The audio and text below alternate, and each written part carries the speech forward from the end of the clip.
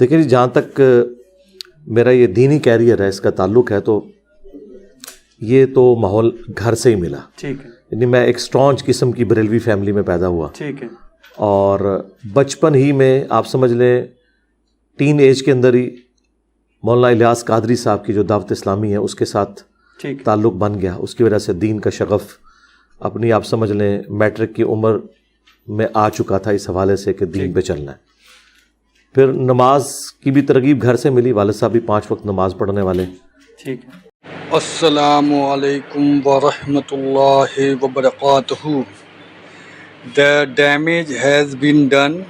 Exposed all firqa, Engineer Muhammad Ali Mirza, without فرقہ واریت.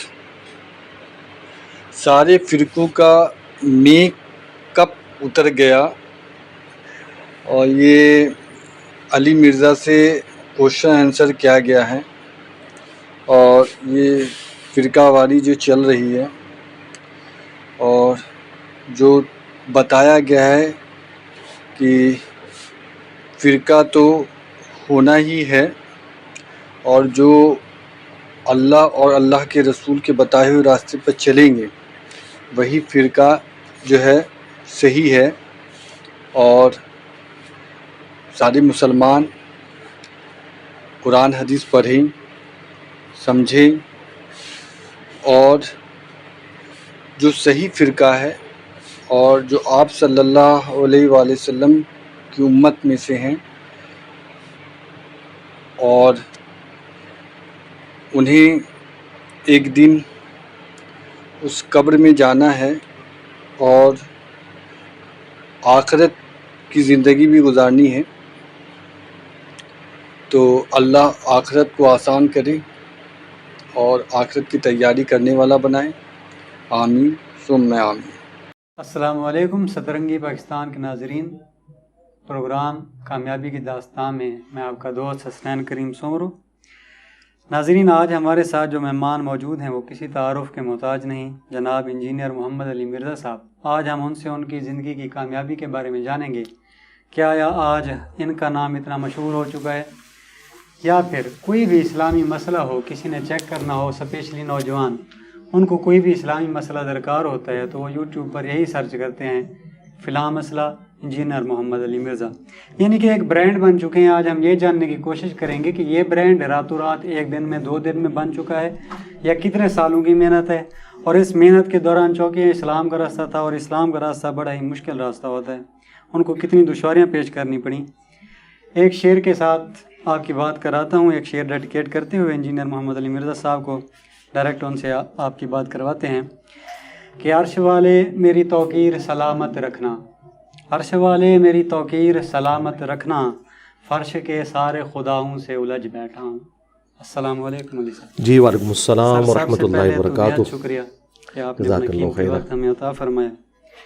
علی بھائی، کافی سارے نوجوان ایون کہ آپ کے اسٹوڈنٹس بھی ہیں، فالوور بھی ہیں، یا کوئی ایسے بھی ہیں جو فالورز نہیں ہیں لیکن سنتے ہیں آپ کو.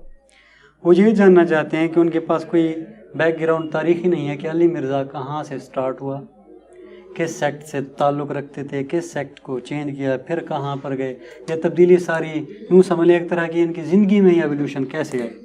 تھوڑا سا اپنی زندگی کے بیک گراؤنڈ کے بارے میں بتا دیں، کون سے گھرانے میں پیدا ہوئے وغیرہ وغیرہ. لا حول ولا قوت الا باللہ. اللہم صلی علی محمد وعلی آل محمد. دیکھیں جی، جہاں تک میرا یہ دینی کیریئر ہے اس کا تعلق ہے، تو یہ تو ماحول گھر سے ہی ملا. ٹھیک ہے. یعنی میں ایک اسٹرانچ قسم کی بریلوی فیملی میں پیدا ہوا. ٹھیک ہے. اور بچپن ہی میں آپ سمجھ لیں ٹین ایج کے اندر ہی مولانا الیاس قادری صاحب کی جو دعوت اسلامی ہے اس کے ساتھ تعلق بن گیا. اس کی وجہ سے دین کا شغف اپنی آپ سمجھ لیں میٹرک کی عمر میں آ چکا تھا اس حوالے سے کہ دین پہ چلنا ہے. پھر نماز کی بھی ترغیب گھر سے ملی، والد صاحب بھی 5 وقت نماز پڑھنے والے. ٹھیک ہے. اور لیکن اصل میں جو آج مجھے آپ دیکھ رہے ہیں یہ تو آج کی بات ہے نا. ٹھیک ہے. ہاں، یہ ایک دن میں تو نہیں ہوا. ہاں جی. ٹھیک. 1994 میں جب میں FSC میں اسٹوڈنٹ تھا، اس وقت میں نے پہلی دفعہ پبلکلی درس و بیان کا سلسلہ شروع کیا، لیکچرز دینے کا. ٹھیک ہے. اور وہ دعوت اسلامی کے پلیٹ فارم سے. اس سے پہلے زیادہ سے زیادہ وہ جو کتاب ان کی فضان سنت ہے وہ دیکھ کے پڑھ لیتے تھے. یعنی مجھے یاد ہے کہ 1994 میں پہلی دفعہ جب ہمارا ایک تبلیغی قافلہ جسے مدنی قافلہ کہتے ہیں اور تبلیغی جماعت والے اسے جماعت کہتے ہیں, وہ قریبی ایک گاؤں میں گئی, تو وہاں جمعے والے دن عصر کے بعد مجھے بسم اللہ کے فضائل کے اوپر چھوٹا سا ایک لیکچر دینا تھا 5 منٹ کا. وہ میں نے تیاری کر کے دیا جو کچھ بھی مجھے پتا تھا. یہ میری ابتدا تھی. ٹھیک ہے, یہ یعنی ٹین ایج چل رہی ہے. جی ٹین ایج. اس کے بعد انجینئرنگ یونیورسٹی میں ایڈمیشن ہو گیا. وہاں پہ بھی میں نے اپنی تعلیم کبھی کمپرومائز نہیں ہونے دی. تعلیم میں بھی میں الحمدللہ ٹاپرز میں رہا ہوں ہمیشہ. پیرلل میں وہاں پہ بھی دعوت اسلامی کا ماحول ملا, اور ٹیکسلا انجینئرنگ یونیورسٹی سے میں نے جو ہے میکینیکل انجینئرنگ میں ڈگری لی. تو ٹیکسلا کے ساتھ ہی ایک سمجھ لیں ایک اس کے ساتھ جڑواں شہر ہے واہ کینٹ, وہ دعوت اسلامی کا گڑھ تھا. تو وہاں پہ بھی آنا جانا رہتا تھا. 1996 میں نے مفتی اکمل صاحب جو کیو ٹی وی پہ آتے ہیں ان کے ساتھ اعتکاف بھی کیا. قادری صاحب. ہاں جی قادری صاحب. اس وقت وہ ابھی درس نظامی بھی انہوں نے شروع نہیں کیا تھا, وہ صرف مبلغ تھے. اس کے بعد درس نظامی انہوں نے بعد میں کیا, لیکن اچھے مبلغ تھے, دین کا شوق تھا. تو ان کی صحبت بھی اعتکاف میں میسر آئی. پھر کرتے کرتے جب انجینئرنگ یونیورسٹی سے فارغ ہوئے اور پریکٹیکل لائف میں آئے, پھر پہلا شوق لگا کہ دعوت اسلامی میں ایک اختلاف ابھرا, جس کی وجہ سے میں دعوت اسلامی سے الگ ہوا. اور یہ ایک ٹرننگ پوائنٹ تھا. میں نے پہلی دفعہ یہ سوچنا شروع کیا کہ جن لوگوں سے ہم عقیدت رکھتے ہیں ان میں بھی ایسی غلطیاں ہو سکتی ہیں جو آپ ایکسپیکٹ نہیں کر رہے. یعنی کہ ان کا آپس کا اپنا اختلاف جی, آپس کا نہیں, آپس کا اختلاف. اس میں ظاہر ہے کہ جب اختلاف ہوتا ہے پھر آپ کسی ایک طرف تو ہوتے ہیں نا. تو الیاس قادری صاحب کے جو یہاں پہ کشمیر اور کے پی اور پنجاب تینوں صوبوں کے جو مشترکہ نگران تھے حاجی ابراہیم قادری صاحب, ان کو ہم نے بڑا قریب سے دیکھا تھا. ہم نے ان کا کریکٹر بھی آبزرو کیا تھا. الیاس قادری صاحب کا تو صرف سنا ہوا تھا. جب ان کا آپس میں اختلاف ہوا تو ہمیں پتہ چلا کہ الیاس قادری صاحب ان کے ساتھ زیادتی کر رہے ہیں, تو ہم الگ ہوئے. یعنی باپا جانی. اور اسی دوران پھر میری جاب ہو گئی اسلام آباد میں. تو پھر میں اس طرح کی جو جماعت والا معاملہ ہے اس سے کٹ آف ہو گیا. لیکن پیرلل میں جہاں پر آفس کی طرف سے میری یعنی رہائش تھی, وہاں پہ قریبی ایک مسجد تھی G104 کے اندر. اس کے اندر میں نے درس و بیان کا سلسلہ شروع کیا, بریلویت فرقے کے پلیٹ فارم سے, لیکن کسی تنظیم کے پلیٹ فارم سے نہیں. اور یہ میں آپ کو بات کر رہا ہوں 2007 کی. اور اسی دوران تبلیغی جماعت کے ساتھ بھی تھوڑا سا تعارف ہوا. اور 2007 میں پیر نصیر الدین نصیر صاحب سے میری ملاقات ہوئی گولڈا میں. گولڈا وہاں سے قریب تھا. ان کی کچھ کتابیں بھی پڑھنے کا اتفاق ہوا, تھوڑا دماغ کھلا. اور پھر 2007 کے اینڈ پہ اور 2008 کے سٹارٹ, یہ وہ پورشن تھا جس میں نے قرآن حکیم کو پری ڈیٹرمنٹ رزلٹس کے بغیر ترجمے کے ساتھ پڑھنا شروع کیا. اسی دوران ڈاکٹر اسرار صاحب سے تعارف ہوا, ان کی بیان القرآن بھی سننی شروع کی.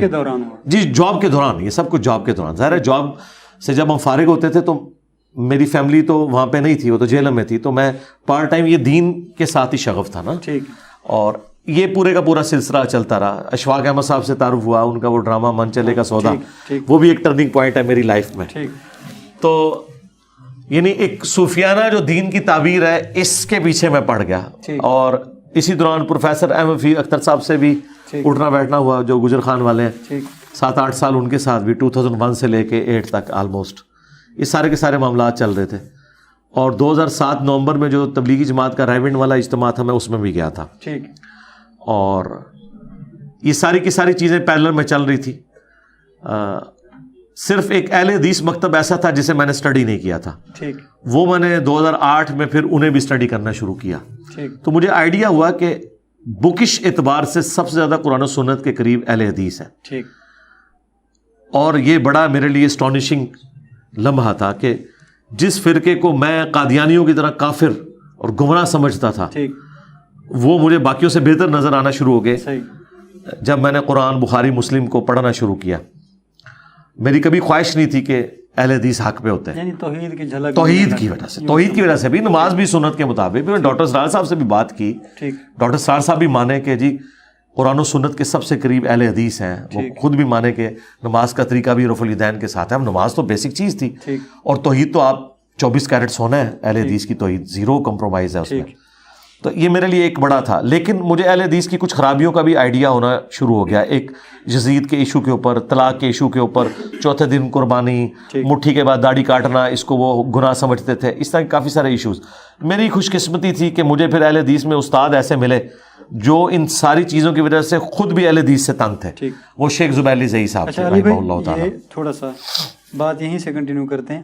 آپ کنورژن ساتھ ساتھ ہوتی گئی یا صرف پڑھتے گئے؟ نہیں, کنورژن ساتھ ساتھ ہوتی گئی, لیکن یہ جو کنورژن ہو رہی تھی نا, یہ اسٹانچ نہیں ہو رہی تھی. ٹھیک ہے. کیونکہ جب تک میں بریلوی تھا, میں دیوبند اہل حدیث شیعہ کو کافر سمجھتا تھا. میں نے زندگی میں کبھی ان کے پیچھے نماز نہیں پڑھی تھی. لیکن جب بریلویت ہی غلط نکل آئی نا, پھر میں نے کہا اگر یہ غلط ہے تو پھر سارے ہی غلط نکل سکتے ہیں. تو بھائی اب سارے ہی ٹھیک ہیں اس اعتبار سے کہ مسلمان ہیں, کسی کو کہیں غلطی لگی ہے, کسی کو کہیں. تو میرا یہ سافٹ ویئر جو ہے نا نارملائز ہو گیا. یعنی میں جب بریلوی تھا نا, تو جتنی اہل حدیث سے نفرت کرتا تھا نا, اہل حدیث میں آ کے میں نے بریلویوں سے وہ نفرت نہیں کی. میں نے ان کی مسجد میں نماز پڑھنا نہیں چھوڑی, میں ان کے پیچھے نمازیں پڑھتا تھا. یہ سافٹ کارنر دینی تعلیم کا تھا یا یونیورسٹی کی تھا؟ یہ میں سارا کریڈٹ 99% اگر دوں گا تو یونیورسٹی کی تعلیم کو دوں گا. دین کے کیریئر میں تو آپ جو ہے وہ ماسٹر بن کے نکلتے ہیں, دہشت گرد بن کے نکلتے ہیں. تو یہ سارے کا سارا سافٹ میری دنیاوی تعلیم کی وجہ سے. کیونکہ ظاہر دین میں تو آپ کو یہ تعلیم ہی نہیں دی جاتی. دین کی تو بنیادی تعلیم یہ ہے کہ یہ فرقہ جنتی ہے, مخالفین سارے کافر ہیں, جہنمی ہیں. تو دین میں سے کہاں سے یہ بات نکلنی ہے؟ ایسے ہی. ہاں جی. ساتھ میں علی بھائی یہ بتائیں, داڑھی وغیرہ شروع میں ہی رکھی ہوئی تھی آپ نے یا؟ جی داڑھی تو میں نے, یعنی میری سچی داڑھی ہے. ٹھیک ہے. داڑھی میری نکلی ہے جا کے آلموسٹ آپ سمجھ لیں انجینئرنگ یونیورسٹی کے بھی فائنل ایئر میں جا کے. داڑھی لیٹ نکلی ہے میری. ٹھیک, یعنی پھر کاٹی وغیرہ آپ نے نہیں ظاہر ہے کہ نہیں. میں تو یعنی پہلے بھی نکل لی تو میں نے نہیں کاٹنی تھی. یعنی داڑھی کی تو میں نیت میٹرک لیول پہ ہی کر لی تھی کہ ظاہر ایک مذہبی تھا. جس فرقے میں کنورٹ آپ ہوتے گئے صاحب, ظاہر پھر بندے کو نا سوسائٹی کا, معاشرے کا, گھر کا بہت بڑا پریشر ہوتا ہے. اسپیشلی جی بریلوی فیملی تو ماتی. توبہ جی, مشکل وقت دیکھا ہے. ان تمام معاملات کو کیسے فیس کیا وہ بتائیں. بس فیس کیا ہے جی. ظاہر ہے کہ اب جب یہ طے کر لیا کہ آخرت بنانی ہے, ٹھیک, تو پھر آپ نے فیس تو کرنا ہے. ظاہر ہے فیملی کی طرف سے پریشر تو آتا ہے. ٹھیک. تو میں چونکہ شروع سے میری بڑی طبیعت ایکسٹروورٹ قسم کی ہے, میں کسی کو خاطر میں نہیں لاتا. یعنی جب میں بریلوی بھی تھا نا تو ایک کٹر تھا اور میں سمجھتا تھا یہ اس طرح ہے. تو جب مجھے یہ حق کی آواز پتہ چلی, ویسے ہمارے اکثر اسٹوڈنٹس حق کی آواز سننے کے بعد نا بزدل ہو جاتے ہیں. ٹھیک ہے. وہ اس میں میری تربیت کا بھی اثر ہے. میں کہتا ہوں یار سب سے محبت کرو, لیکن میں خود ایسا نہیں ہوں. ٹھیک. میں بالکل بیک فٹ پہ نہیں گیا. ہر آنے والا دن میں فرنٹ فٹ پہ کھیلا ہوں. اور اس کا سب سے بڑا ثبوت یہ ہے کہ میں حق قبول کرنے کے بعد ایک جگہ بیٹھ نہیں کیا, ٹھیک ہے, چڑھ دوڑوں ساروں کے اوپر. میں نے کہا دیکھی جائے گی جو بھی ہے. میں نے یہ اپنے تک نہیں رکھنا, میں نے ہر بندے کو بتانا ہے. اور اس میں ایک اور شخصیت کا بھی ذکر ضرور کروں گا, مولانا اسحاق صاحب کا. ان سے میری ملاقات ہوئی تھی 23 مارچ 2012 کو. اہل حدیث, لیکن وہ بھی میری طرح کے ہی اہل حدیث تھے. یعنی وہاں ان کی خرابیوں کو ہائی لائٹ کرتے تھے اور ایک فرقہ واریت سے کافی حد تک نکلے ہوئے تھے. مولانا اسحاق صاحب سے جو میں نے سب سے بڑی بات سیکھی نا, وہ یہ تھی کہ آپ جس سے بھی اختلاف رائے رکھیں, آپ نے اسے کافر نہیں کہنا. ٹھیک. اور نماز آپ نے سب کے پیچھے پڑھنی ہے. ٹھیک. اختلاف رائے کو اختلاف رکھنا ہے, اس مخالفت کو اس اینڈ پہ نہیں لے کے جانا. مجھے آج بھی وہ دن یاد ہے جب 23 مارچ کی, ان دنوں چھٹی ہوتی تھی یوم پاکستان کی, 2012 کو جمعے کے دن 2012 میں 23 مارچ آیا تھا. 2013 میں ڈیتھ ہو گئی مولانا اسحاق صاحب کی 28 اگست کو رحمہ اللہ تعالی. تو میری وہ پہلی اور آخری ملاقات تھی ان سے. ہم نے پہلے ہی ان سے ٹائم لیا تھا, بلکہ انہوں نے فون کر کے بلوایا تھا مجھے. اور پھر اچھا موقع, ہم موٹر وے کے ذریعے اسلام آباد سے گئے اور ان سے ملاقات کی. میں نے انٹرویو بھی 40 کوسچنز کے ساتھ ریکارڈ کیے. وہ وہی والی ویڈیو, ہاں جی وہ دیکھی ہوئی ہے آپ نے. جب میں واپس آیا نا, تو میرے ساتھ جو میرے باقی دوست تھے, انہوں نے کہا کہ جی آپ نے مولانا اسحاق صاحب کو کیسا پایا اور کیا آج آپ نے لرن کیا. میں نے کہا جی میرا ایک عقدہ وہ مولانا اسحاق صاحب نے حل کیا جو کوئی اور نہیں کر سکتا تھا, اور وہ یہ تھا کہ سارے فرقے ساری گمراہیوں کے باوجود مسلمان ہیں اور سب کے پیچھے نمازیں پڑھنا درست ہے. یہ وہ میرا مسئلہ ہے جو میں پریکٹیکلی تو اس پہ عمل کر رہا تھا, لیکن ذہنی طور پہ سیٹسفائی نہیں تھا. ظاہر اہل حدیث کہتے ہیں بریلوی مشرک ان کے پیچھے نماز نہیں ہوتی, بریلوی کہتے ہیں اہل حدیث گستاخ رسول ان کے پیچھے نماز نہیں ہوتی. لیکن یہ میرا مسئلہ علمی دلائل کے ساتھ انہوں نے حل کیا. میں نے اس میں ایک ٹاپک ان سے ڈسکس بھی یہ کیا, پھر میری آپ ویڈیو بھی دیکھ لیں, کلمہ گو مشرک اور کافر مشرک میں فرق. یہ میرا عقدہ انہوں نے حل کیا. یہ میری لائف ٹائم اچیومنٹ ہے. آپ اگر مجھ سے پوچھیں نا, میں اپنے بدترین مخالفین کے بارے میں بھی ایک رتی برابر بھی میرے دل میں ایسی نفرت نہیں آتی کہ میں اس سے بدلہ لوں گا. یہ دنیاوی اعتبار سے پولیٹیکلی میری بہت بڑی کمزوری ہے. حالانکہ میں بڑا ہارڈ لائنر ہوں، لیکن یہ اتنا ہارڈ لائنر ہونے کے باوجود یہ میرا جو نرمی والا رویہ ہے نا، یہ میرے پہ اتنا حاوی ہے کہ میں اپنے کسی دشمن سے بدلہ نہیں لینا چاہتا، میں اس کی آخرت کی فکر میں رہتا ہوں، اور میں اللہ کا شکر ادا کرتا ہوں کہ میری طبیعت میں اتنی سختی ہونے کے باوجود حق کے معاملے میں یہ نبیوں والی جو اخلاق نبوت ہے نا، اللہ تعالیٰ نے اس کا کچھ حصہ مجھے دیا ہے کہ میں اپنے مخالفین سے کبھی بھی بدلہ لینے کی بات نہیں کرتا. علمی اختلاف جتنا بھی کروں میرے سامنے آ جائے، میں نماز بھی ان کے پیچھے پڑھوں گا، میں ان کی 10 موسی بھی کر لوں گا، اور اندر سے میں یہ خواہش رکھوں گا کہ اللہ تعالیٰ اسے ہدایت دے دے. میری کبھی خواہش نہیں ہوگی کہ بندہ جہنم میں جائے. یعنی اس معاملے میں یہ کہہ لیں کہ آپ کا نام بھی علی ہے تو ہاں علی والا حوصلہ ہے، ہاں رکھ لیتے ہیں. ٹھیک ہے. اچھا علی، لیکن میں یاد رکھوں میرے اندر چلاکی اور ہوشیاری بنو امیہ سے بھی زیادہ ہے. ہاں وہ اس لیے ہے کہ میں اس میں کسی کو نقصان نہیں پہنچاتا، لیکن میں کسی کو اپنے نزدیک نہیں لگنے دیتا. حضرت علی تو اس معاملے میں بھی کمپرومائز کرتے تھے نا، ادھر میری زیرو ٹالرنس ہے. مولویوں یاد رکھنا، بالکل میں ٹھوک کے رکھاں گا. جی علی بھائی، ایک تو یہ ہو گیا نا معاشرے کا دباؤ وغیرہ. اب یہ بتائیے انہی وقتوں میں، ابھی ہم صرف فرقوں میں بیٹھے ہیں، ابھی اس سٹیج پہ نہیں پہنچے، ٹھیک ہے نا، یعنی کہ فرقے آپ بدلتے رہے، مخالف لوگوں کی بات بتا دی، لیکن بندے کا ساتھی ہوتا ہے، ساتھ دینے والا، جو تسلی دیتا ہے، تھپکی دیتا ہے کہ کوئی نہیں، ٹھیک ہے، اللہ رہے، اللہ بھی نال ہے، پیچھے یہ بندہ بھی نال ہے، کافی ہے. وہ کون سی؟ مجھے کبھی بھی کسی سے تھپکی کی خواہش نہیں رہی، آج بھی نہیں ہے. لیکن اگر میں تھپکیوں والا ہوتا نا میرے بھائی، تو یہ میں اتنا بڑا کام چلا ہی نہیں سکتا تھا. مجھے تھپکی صرف اللہ کی ہے جی. ٹھیک. اگر کوئی مجھے دیتا بھی رہے نا تو میرے لیے وہ اتنی امپورٹنٹ نہیں رہی کہ میں اس کو ذکر بھی کروں، کیونکہ میں نے کبھی تھپکی کو تھپکی سمجھا ہی نہیں. مجھے ڈرایا ہے تو ہے لوگوں نے. تھپکی دینے والا مجھے کوئی اکا دکا لیول پہ ملا تو وقتی تھپکی تھی، دلیری کسی نے نہیں دی. اس کی وجہ یہ ہے کہ یہ معاشرہ اتنا خطرناک بلکہ خطرے ناک ہے کہ یہاں پہ آپ کو زیادہ زیادہ کتنی کو دلیری دے لے گا، وہ خود بزدل ہوتا ہے. تو اس لیے یہ میں بالکل جھوٹ نہیں بولوں گا اس معاملے میں کہ میں آپ کو کہوں کہ کوئی دلیری دینے والے، ہمیں دلیری دینے والے خود بھی بزدل تھے. وہ دلیری بھی اوپر سے ہمارا دل رکھنے کے لیے ضرور دیتے رہے، اندر سے وہ بھی بزدل تھے. میں بالکل اس معاملے میں کہتا ہوں کہ وہ مولا حسین علیہ السلام کا قول ہے کہ اگر زندگی کا انجام موت ہے تو شہادت سے بیسٹ آپشن کوئی نہیں. ٹھیک ہے، اگر مرنا ہی ہے تو دنیا سے ایگزٹ شہادت کے ذریعے ہو. اچھا، میں ایک اور اپنے استاد کا ذکر، ثاقب اکبر صاحب رحمہ اللہ فوت ہو گئے، اہل تشیع سے تھے. 2010 میں میرا ان سے بھی تعارف ہوا. اس کی وجہ سے میں شیعہ کو بھی بڑے کلوز سے میں نے آبزرو کیا اور کریٹیکلی دیکھا کہ ان کو کہاں پہ غلطی لگی ہے اور کہاں پہ ان کا سٹانس درست ہے. اس وجہ سے میں یہ اللہ کے فضل سے دعویٰ کرتا ہوں، اس وقت انٹرنیشنل سپیکرز میں میرے سوا کوئی ایک بندہ بھی نہیں ہے جسے تمام مکاتب فکر کا نالج ہو اور وہ بڑا صحیح طریقے سے ان کے بارے میں گفتگو کر سکتا ہو، اور اس کے باوجود سب سے محبت کرتا ہو، مسلمان بھی سمجھتا ہو. میں شیعہ کی مسجد میں بھی گیا ہوں تو ان کے پیچھے نماز پڑھی ہے. ایک نماز ہاتھ باندھ کے پڑھی ہے، ایک ہاتھ کھول کے پڑھی ہے. کوئی یہ نہ کہے کہ یہاں کے ہاتھ باندھنا چھوڑ دیا، اور کوئی یہ نہ کہے کہ یہاں ہاتھ کھول کے نہیں پڑھ رہا کہ لوگ اسے رافضی نہ کہنا شروع کر دے. کھول کے بھی پڑھی، ہاتھ باندھ کے بھی پڑھی. ٹھیک. آخری کنورژن شیعہ فرقے میں تھا؟ نہیں، وہ کنورژن نہیں تھا. وہ نہیں تھا. کنورژن میرا آخری جو ہوا ہے نا وہ فرقہ اہل حدیث میں ہی ہوا. ٹھیک. لیکن وہ کنورژن بھی سافٹ تھا. میں اس وقت بھی اپنے آپ کو اہل حدیث نہیں کہتا تھا، میں کہتا تھا میں کتاب و سنت کے منہج پہ آیا ہوں. اندر میں یہ سمجھتا تھا کہ میں اہل حدیث ہوں. ٹھیک. لیکن میں اہل حدیث کو وہابی ازم کو ایک گالی سمجھتا تھا، اور میں سمجھتا تھا کہ چونکہ تبلیغ میں ساتھ ساتھ کر رہا تھا، مجھے پتا تھا کہ اس طریقے سے آپ قرآن و سنت کی تبلیغ نہیں کر سکتے. لیکن بعد میں جب اہل حدیث کا بھیانک چہرہ میرے سامنے آیا تو مجھے پتا چلا کہ اہل حدیث جو دنیا میں ان کے ساتھ اتنی ذلت ہو رہی ہے اور لوگ ان سے اتنی نفرت کرتے ہیں، اس میں اس فرقے کا اپنا قصور ہے کہ یہ بھی ایک کلٹ بن چکا ہے. تو اہل حدیث سے میں اتنی محبت رکھنے کے باوجود آج بھی میں ان کو باقی فرقوں سے بہتر سمجھنے کے باوجود سمجھتا ہوں کہ کچھ چیزیں ان کے اندر اتنے بڑے بڑے بلنڈرز ہیں کہ جب تک وہ اسے اوور کم نہیں کرتے تو ان کے ساتھ وہی ہوگا جو ہو رہی ہے ابھی اس وقت. ٹھیک. علی بھائی، جب اب فرقے ختم ہو گئے، اب علی مرزا نے سوچا کہ اپنا علیحدہ، یعنی کہ ایک علیحدہ پلیٹ فارم سے کتابوں کا علم لوگوں تک پہنچائے. اسے فرقہ تو نہیں کہتے کیونکہ آپ خود نہیں کہتے. جی ظاہر ہے، میں کہتا بھی نہیں. ہاں، اگر میں اور میں نے کوئی کتاب بھی نہیں لکھی، میں نمازیں ان کے پیچھے پڑھتا ہوں. یہ کام آپ نے شروع کیا، وہ پہلا دن کون سی تاریخ کیا تھی؟ ہاں، جو کام میں نے پریکٹیکلی شروع کیا، آپ نے کہا. ہاں جی، برملا. کسی فرقے میں نہیں ہوں. ہاں جی، ویسے تو میں نے 2008 کے اندر سٹارٹ میں لیکچرز شروع کر دیے تھے. ٹھیک. لیکن آپ تحویل قبلہ کی اگر بات کریں نا کہ میں اعلانیہ متنفر ہو گیا جب آخری درجے میں اہل حدیث فرقے سے بھی، ٹھیک ہے، تو وہ 14 اگست 2008 ہے. ٹھیک. اس کے بعد میں نے کنکلوڈ کر دیا کہ اہل حدیث کو بھی میں نے کوئی فیور اس حوالے سے نہیں دینی ہے. ٹھیک. جب مجھے ان کی خرابیاں ہائی لائٹ ہوئیں، اور پھر باقی کسر تو اہل حدیث کی مولویوں نے نکال دی.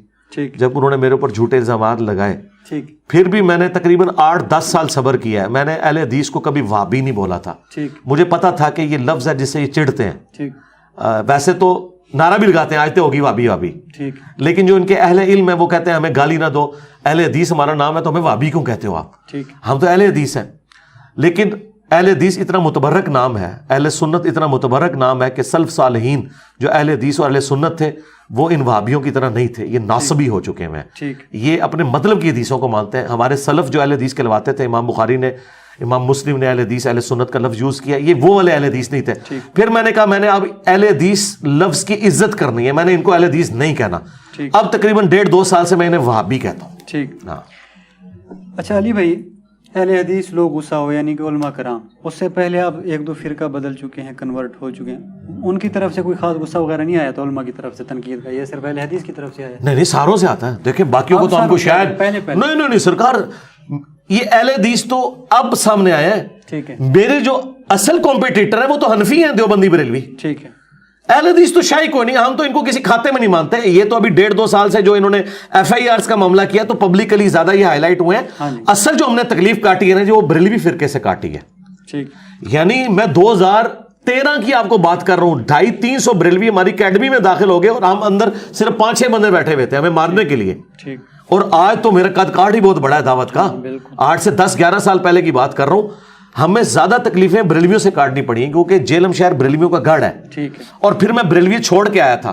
ٹھیک. وہ یہ کہتے تھے کہ یہ بریلوی چھوڑ کے گیا تو سب سے زیادہ ڈنٹ اسی نے بریلویت کو ڈالا ہے کیونکہ اس کو تو ہم سے زیادہ بریلویت کا پتہ نہیں ہے, یہ ہمارے لوگوں کو زیادہ قائل کر لیتا ہے. ٹھیک. یہاں مفتی حنیف قریشی صاحب باقاعدہ ان کا جلسہ 2012-13 میں انہوں نے کروایا. اس میں انہوں نے کہا تم لوگ اس کے پروگرام میں جاتے کیوں؟ وہ میرے پروگرام میں اس لیے آ جاتے تھے, وہ کہتے تھے یار یہ کل تک تو دعوت اسلامی میں تھا, ہمارا بریلوی تھا اور آج بھی ہمارے پیچھے نمازیں پڑھتا ہے, اس نے تو اپنے آپ کو ہم سے الگ نہیں کیا, ہم اس سے کیوں الگ ہوں. وہ میرے پاس آتے تھے, میں انہیں پیار سے سمجھاتا تھا, کرتے کرتے کرتے بریلوی جب کنورٹ ہوئے نا, ظاہر ہے میرے سارے قریبی دوست آلموسٹ جتنے بھی تھے سب کے سب ریورٹ ہو گئے. تو ہمارا زیادہ جو اختلاف تھا وہ بریلویوں کے ساتھ تھا. دیوبندی اہل حدیث تو سرکار شاہی کوئی نہیں, یہ تو بےچارے اتنے بزدل ہیں, ان کی تو کوئی سنتا بھی نہیں. یہ ملک بریلویوں کا ملک ہے, تو میرا ٹارگٹ صرف بریلوی تھا, تو میرے سب سے بڑے کمپیٹیٹر بریلوی رہے ہیں. اہل حدیث اب آئے ہیں, جب سوشل میڈیا پہ انہوں نے یہ حرکت شروع کی ہے تو انہوں نے دیکھے اپنے ہاتھ پاؤں کٹوا لیے ہیں. اہل حدیث کی پبلک تو ساری میرے ساتھ ہے. میرا دعویٰ ہے کہ ہمارے اس پلیٹ فارم کے بعد کبھی کوئی بندہ اہل حدیث نہیں ہوا. جو بھی بریلوی سے تحقیق کی ہے نا اس نے, وہ میرے پلیٹ فارم تک پہنچا, ورنہ وہ بریلوی رہے گا. کیوں اہل حدیث وہ کیوں ہو, وہ بریلوی جن بنیادوں پہ چھوڑ رہا ہے وہ بنیادیں یہ ہے کہ قرآن بخاری مسلم میں یہ لکھا ہوا ہے اور بریلوی یہ نہیں مانتے, تو وہ قرآن بخاری مسلم میں صرف رفع الیدین تک نہیں رہتا بلکہ وہ 2812 تک بھی پہنچتا ہے.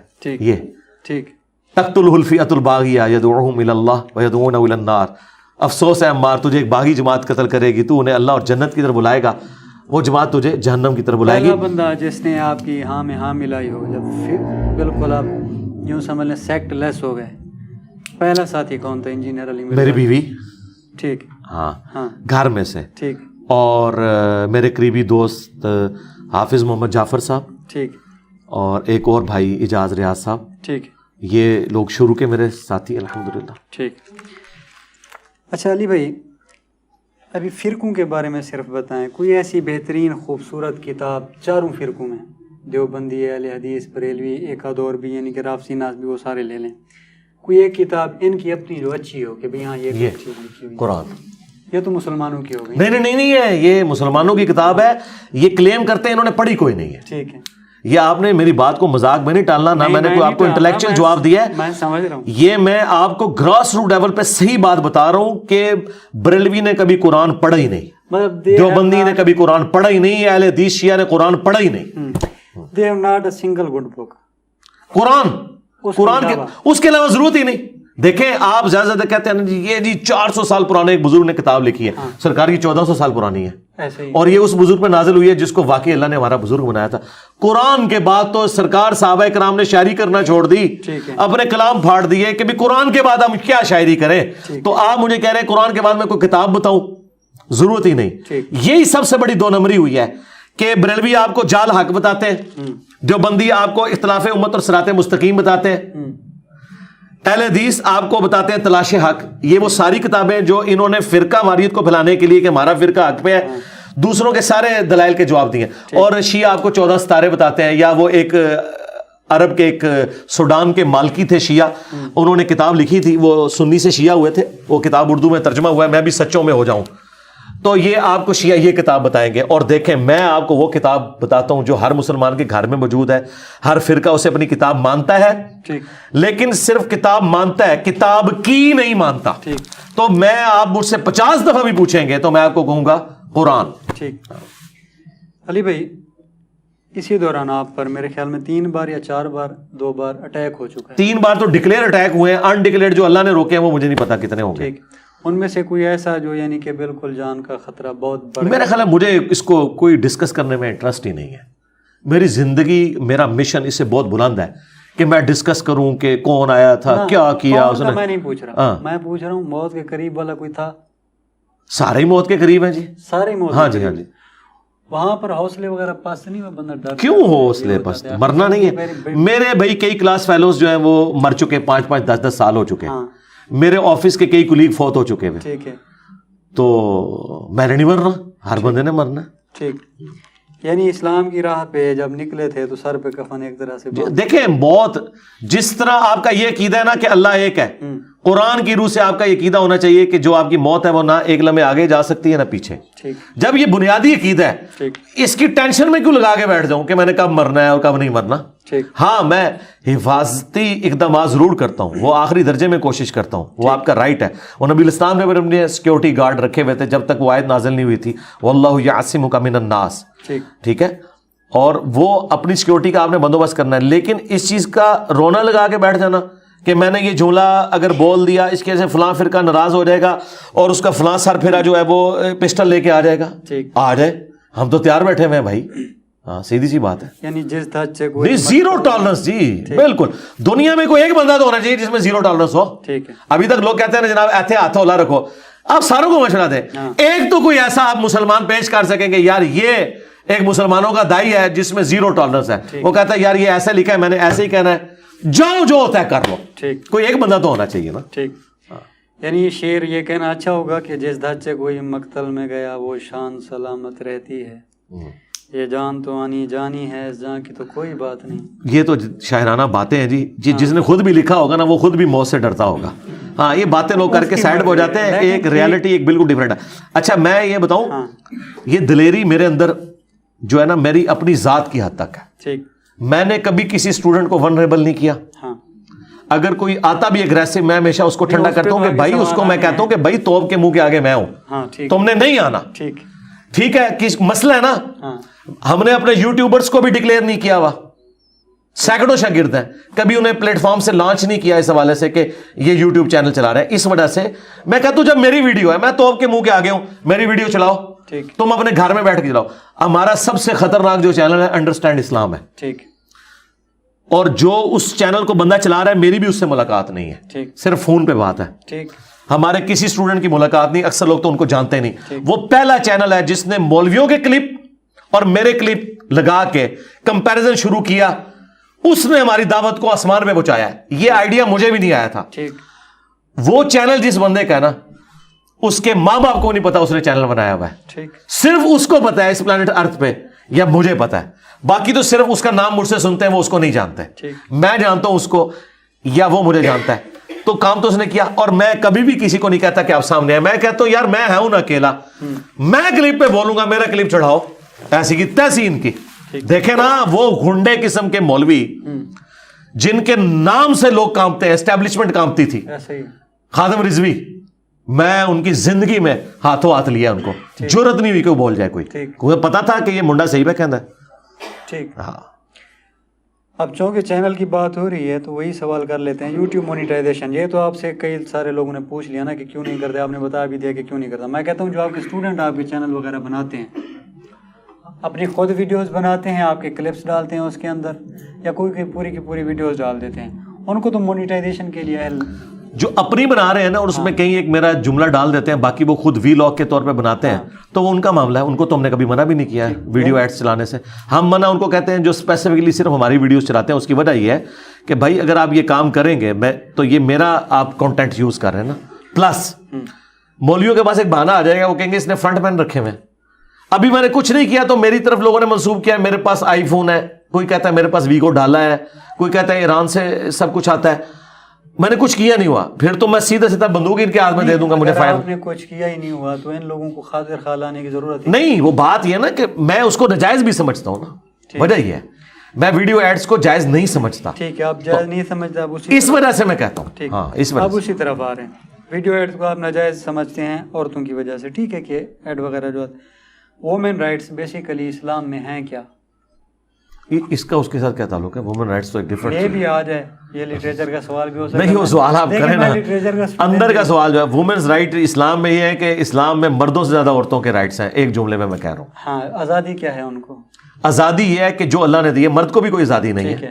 مرد کو کوئی آزادی نہیں ہے کہ وہ شادی کے علاوہ کوئی چھپی دوستی رکھے, عورت کو بھی کوئی آزادی نہیں. موجودہ معاشرے کو دیکھتے ہوئے عورت جاب وغیرہ کر سکتی ہے, جاب کر سکتی ہے اگر وہ مجبور ہے. اس کو جاب نہ کرنے کا ہم جو کہتے ہیں اس کو آنر دیتے ہیں. اب میری بیوی گھر بیٹھ کے میرے بچوں اور میرے مال کو وہ دیکھ رہی ہے تو وہ میری ڈیوٹی پوری کر رہی ہے. میرے نزدیک میں بلکہ اپنی بیوی اگلے دن ناشتہ لے کے ہی تو میں نے اس کو کہا کہ یار شادی کو ہمارے 18-19 سال ہو گئے, میں ایک دفعہ بھی تمہارے لیے ناشتہ کبھی بنا کے نہیں لے کے آیا. تو کبھی ایسا بھی ہونا چاہیے, 19 سالوں میں ایک دن بھی ایسا نہیں, ہمیشہ تم ہی ناشتہ بنا کے لاتی ہو. تو اس نے کہا کہ آپ اپنا کام کر رہے ہیں نا, یہ میرا کام ہے, میں کر رہی ہوں. ٹھیک ہے, تو اس نے مجھے کہا کہ میں نے بھی تو وہ کام نہیں کیا کہ میں ایک دن بھی باہر جا کے کما کے لا کے آپ کو کچھ دیا ہو. میں نے کہا ٹھیک ہے, حوصلہ بنایا ہے, ٹھیک پکی دی ہے مجھے تو پھر ٹھیک ہے, بنا دی رہا ہوں, میں بنانا بھی کوئی نہیں. تو بات یہ کہ ہر بندے نے اپنی ڈومین کے اندر اپنا کام کرنا ہے نا. تو عورت کو اللہ نے رسپیکٹ دی ہے کہ وہ گھر کی رانی ہے, مرد کما کے لائے گا, اس کے ہاتھ میں پیسے رکھے گا اور وہ خرچ کرے گی, یہ اس کو عزت دی ہے اللہ نے. اگر اس کی مرضی ہے, خواہش ہے باہر کام کرنے کی, تب بھی نہیں. کیوں؟ وہ اولاد جو ہے وہ اور اس کے اپنے حقوق ہرٹ ہوتے ہیں. میں کہہ دیتا ہوں 10 کروڑ عورتیں ہیں پاکستان میں, ٹھیک, ایک عورت بھی مجبور نہیں ہے, سارے کے شوہر کما رہے ہیں. نہیں ایسا نہیں ہے. سن, مثال دے رہا ہوں, یہ بات مثال ہی غلط ہے. مثال سمجھ لیں, چلے کر لیں. ٹھیک ہے, سب مرد اپنی عورتوں کی خواہشات ضروریات پوری کر رہے ہیں. پھر جب مجھے میری بیوی کو بیٹا پیدا ہوتا ہے, بچہ ڈلیوری وغیرہ جب کرانی ہے, مجھے چاہ کے وہاں پہ یہ نہیں کہنا چاہیے کہ میں لیڈی ڈاکٹر کو اپنی بیوی دکھانا چاہتا ہوں, یا پھر اس وارڈ میں نرس کو ہونا چاہیے, جب میں اجازت ہی نہیں دے رہا نا. نرس کو تو کوئی مجبوری نہیں ہے, وہ جاب کرنے آ ہی نہیں سکتی. اس معاملے میں دیکھیں یہ بالکل ڈفرینٹ چیز ہے. آپ نے ایک کیٹاسٹرافک کنڈیشن بتائی ہے جس کا تعلق جو ہے میڈیکل کی فیلڈ سے. ٹھیک, کسی بھی فیلڈ میں کہتا ہوں, پولیس آ رہی ہے نا, فیمیل پولیس, اس نے بھی گرفتار کرنا ہے نا. فیمیل ہم چاہتے ہیں فیمیل ہے, میل نہ ہے. جی ہر معاملے میں جہاں پر بھی عورت جائے گی, عورت کی ضرورت. دیکھیں آپ ان پرنسپل مجھ سے ڈسکشن کریں. ہاں جی, آپ سوال اگر یوں کرتے ہیں نا کیا عورت کا جاب کرنا حلال ہے یا حرام, تو میں آپ کو کہتا حلال ہے. ٹھیک, اگلے سوال ویسے ہی ختم ہو جاتے ہیں. ٹھیک, میں نے حرام کی تو بات ہی نہیں کی ہے, میں نے بات کی ہے ضرورت کی, کہ فیملی کو کمپرومائز کرتے ہوئے کسی عورت کو جاب نہیں کرنی چاہیے. اگر کوئی عورت پیرلل میں اپنے معاملات چلا سکتی ہے, میں کہتا ہوں ٹیچرز عورتیں ہونی چاہیے, لیڈی ڈاکٹرز گائناکالوجسٹ عورتیں ہونی چاہیے, ٹھیک, پولیس کے ڈپارٹمنٹ میں بھی جہاں پہ ضرورت ہے عورتیں ہونی چاہیے, نرسز میں ہونی بالکل ہوں. لیکن میں یہ کہتا ہوں کہ وہ عورتیں جن کی اپنی فیملی لائف ڈسٹرب ہو رہی ہے, ان کو فیملی لائف کے اوپر کمپرومائز کرتے ہوئے یہ معاملات نہیں کرنے چاہیے. اور مردوں کو بھی دیکھنا چاہیے. میں ان مردوں کے بھی خلاف ہوں جنہوں نے بیوی بچے اپنے ملک میں سڑنے کے لیے چھوڑ دیے ہیں, خود باہر کے ملکوں میں بیٹھے ہوئے ہیں. ٹھیک ہے, میں ان کے بھی خلاف ہوں. آپ ان بیسک رائٹس کے اوپر بات کریں, ان پرنسپل بات کریں, ڈاکٹرن کے اوپر بات کریں. جب اسپیسیفک یہ چیزیں آئیں گی, میری تو ویڈیوز 8 سے نہیں 7-8 سال سے ریکارڈ ہے, میڈیکل ایجوکیشن ان اسلام, اس میں نے کہا ہے کہ اپنی بچیوں کو ڈاکٹر بنائیں, گائناکالوجسٹ بنائیں, ان کی ضرورت ہے, یہ کریں. ٹھیک ہے, لیکن یہ بھی غلط ہے کہ جتنی ڈاکٹر بنی ہوئی ہیں ان سب نے جابز کرنی ہے, نہ سب کو جابز ملنی ہے. جو کر سکتی ہیں آسانی سے کریں, اور باقی اپنے گھر میں اگر بیٹھک کے اندر غریب عورتوں کا علاج کرنا چاہتی ہیں پیرلل میں, تو وہ ضرور کریں, کرنا چاہیے ان کو, بالکل کرنا چاہیے. اسی کے ساتھ ملتا جلتا سوال یہ ہے, اکثر یہ کلچرل بات ہے یا مذہبی بات ہے, پہلے تو یہ مجھے ایکسپلین کریں اس کے معاملے میں. وومن سمبل آف پرائڈ رکھ دیا جاتا ہے کہ عورت گھر کی عزت ہے, ابے دی پگڑی جیری ہے نا, وہ دھیا تیرے سر ہوتے ہیں, پتر جو کچھ کرتا رہے. اسلام یہ بارش کی نہیں, عزت دونوں نے ہی خیال رکھنا ہے, اور اللہ کی وجہ سے رکھنا ہے, ماں باپ کی وجہ سے نہیں رکھنا, اللہ کی وجہ سے رکھنا ہے. ٹھیک ہے. اور دوسرا جو یہ آنر کلنگ ہوتی ہے, غیرت کے نام کے اوپر قتل, یہ بالکل اسلام میں حرام ہے.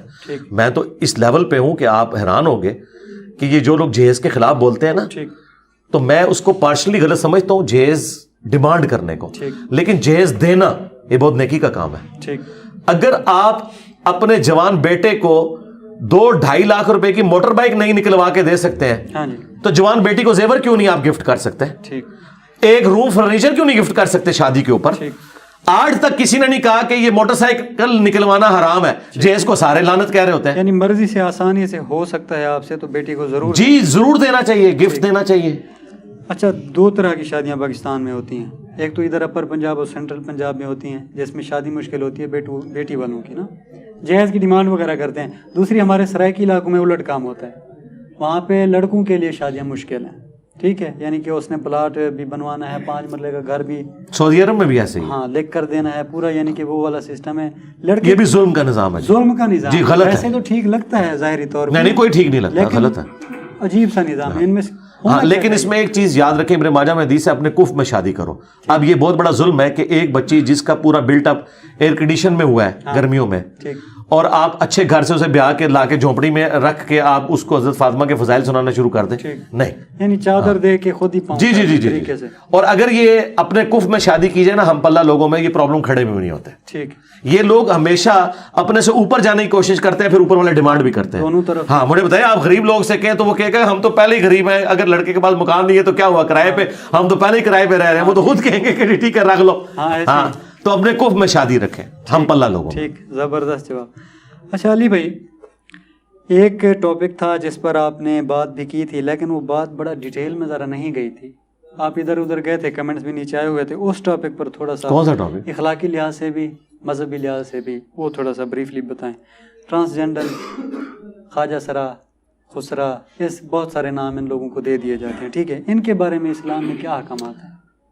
حالانکہ رائٹس میں نے بتائے، حالانکہ کافی سارے مذاہب میں ان کا مقام بہت بلند و بالا. جیسے ہندو مذہب کو لے لیں تو وہاں پر ان کو کہتے ہیں اردھنا ایشور، یعنی کہ ایشور کی، نہیں وہ تو کہانی ہے نا، وہ کہانی ہے، یعنی عزت کرتے ہیں، ریسپیکٹ ہے. نہیں عزت تو ہے، وہاں پر اسلام میں باقاعدہ مینشن ہے، وہ نہ کریں اور بات ہے، مینشن ہے. نہیں اسلام میں بھی مینشن ہے، کیوں نہیں مینشن؟ اسلام میں بھی مینشن ہے. کیا مینشن ہے؟ مینشن یہ ہے کہ جو بیسک ہیومن رائٹس ہیں وہ تو آپ نے سب کو دینے ہیں، ٹرانسجینڈرز کو بھی دینے ہیں، جو باقی لوگوں کے بھی حق ہیں. ٹھیک، ٹرانسجینڈرز جو ہے وہ اس کو ایز اے پروفیشن اڈاپٹ کر کے بے حیائی کو عام کریں، عورتوں کے پاس بیٹھ کے جو ہے وہ لوگوں کی عورتوں کے بارے میں باتیں کریں، تو اس چیز کو تو ناپسند کیا گیا. ان کی فطرت میں ہو، نیچر میں ہو. نہیں فطرت میں ہو، لیکن وہ لوگوں کو تو جا کے نہ ورگلائیں، یہ چیز ہے.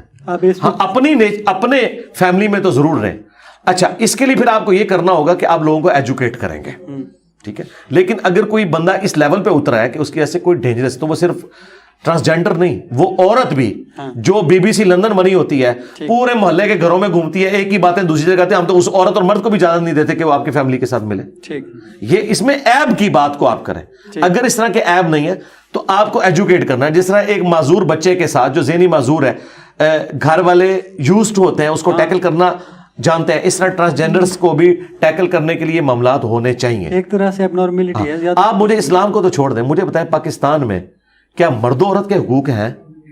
ان کے بھی کوئی حقوق نہیں ہے. تو سیدھی سی بات ہے، ہم ایز اے معاشرہ اتنی پستی میں گر چکے ہیں نہ. ہمارے مرد ہو عورت ہو، اپنی جب باری آتی ہے نا بول لیتا ہے، بول لیتے ہیں، ٹھیک ہے. نہیں ان کے لیے بھی آپ دیکھیں نا، اب شناختی کارڈ میں بھی ایشو ریزالو ہو گیا ان کا، اور اب ان کے لیے جابز بھی اپروو ہو چکی ہوئی ہیں. مزید بہتری کی ویسے مثال کے طور پہ انسان ہے نا، اللہ کی مرضی پہ نہ آپ کا اختیار ہے نہ میرا. کل کو مجھے یا آپ کو اس طرح کا بچہ پیدا ہو جاتا ہے، اب بتائیں کیا فرائض ہے؟ فرائض وہی ہے جو باقیوں کے، وہاں پر دے کے آنا یا خود پالنا ہے؟ خود پالتا ہے. میں نے خود پالنا ہے، کیوں نہیں پالنا؟ نہیں وہاں تو نہیں دینا. اس کو آپ اسلام سے کیوں جوڑ رہے ہیں جو ان کی اپنی آرگنائزیشن بنی ہوئی ہے؟ اسلام تو نہیں، یہ پاکستان کا کلچر ہے، اس کا اسلام سے کیا لینا دینا؟ کل کو آپ مجھے کہیں کہ جی ایک لمبی داڑھی اور پگڑی والے نے غیرت کے نام کے اوپر اپنی بیٹی کو قتل کر دیا جس نے کورٹ میرج کر لی تھی، تو یہ آپ کا اسلام ہے. میں کہوں گا اسلام کہاں سے ہے؟ یہ ان کا کلچر ہے، یہ بھی کلچر ہے، اس کا اسلام سے کوئی لینا دینا نہیں. اور پاکستان میں کلچر کو زیادہ فالو کیا جاتا ہے. جی، اور یہاں دین بھی حادثاتی ہے. آپ دیکھیں ہیروئن کی اسمگلنگ بھی کر رہے ہیں، ایئرپورٹ پہ پکڑے جاتے ہیں، نماز بھی پڑھ رہے ہوتے ہیں. ٹھیک. ہاں اچھا علی بھائی، آپ تھوڑا سا آگے مزید حساس سوال بھی آئیں گے، اور اس میں سے بھی ایک سوال میں نکالوں گا بعد میں ٹرانسجینڈر والے میں سے. آپ کے ایک دوست بہت ہی سوشل میڈیا کے نا جو بہت مشہور ہوئے، آپ کی بڑی ایک یوں سمجھ لیں پیار محبت کی داستانیں چلتی رہی، مفتی طارق مسعود صاحب. جی جی.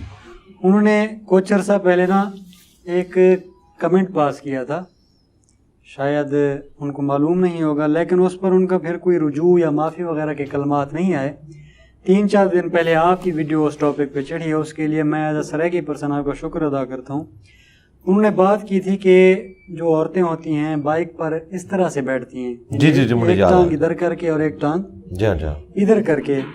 شاید ان کو پتہ نہیں تھا, وہ انہوں نے عورتوں کو اس طرح سے بیٹھے ہوئے دیکھا ہوگا ایک طرف پہ. لیکن ہمارے سرائکی علاقوں میں, بلوچ علاقوں میں, وہاں پہ برقع پہنا جاتا ہے ٹوپی والا, جو یعنی کہ یہاں سے جو پہنتے ہیں نا وہ پورا کورڈ ہوتا ہے اس طرح سے. جی ٹھیک ہے, اس میں عورتیں دوسری طرح اس طرح سے بیٹھ ہی نہیں سکتی, خدشہ ہے, اور باپردہ طریقے سے رہتی بھی ہیں جس طرح وہ رہتی ہیں. ان تک کیا کوئی بھی ایسا بندہ نہیں جو ان کو بتائے کہ بھئی آپ نے اتنی بڑی بھنگی مار دی ہے, ایک پوری کمیونٹی کو آپ نے ہرٹ کر دیا ہے. ایک نہیں ہے, بیسیکلی کے بھی آ جاتا ہے اس میں. جی ہاں.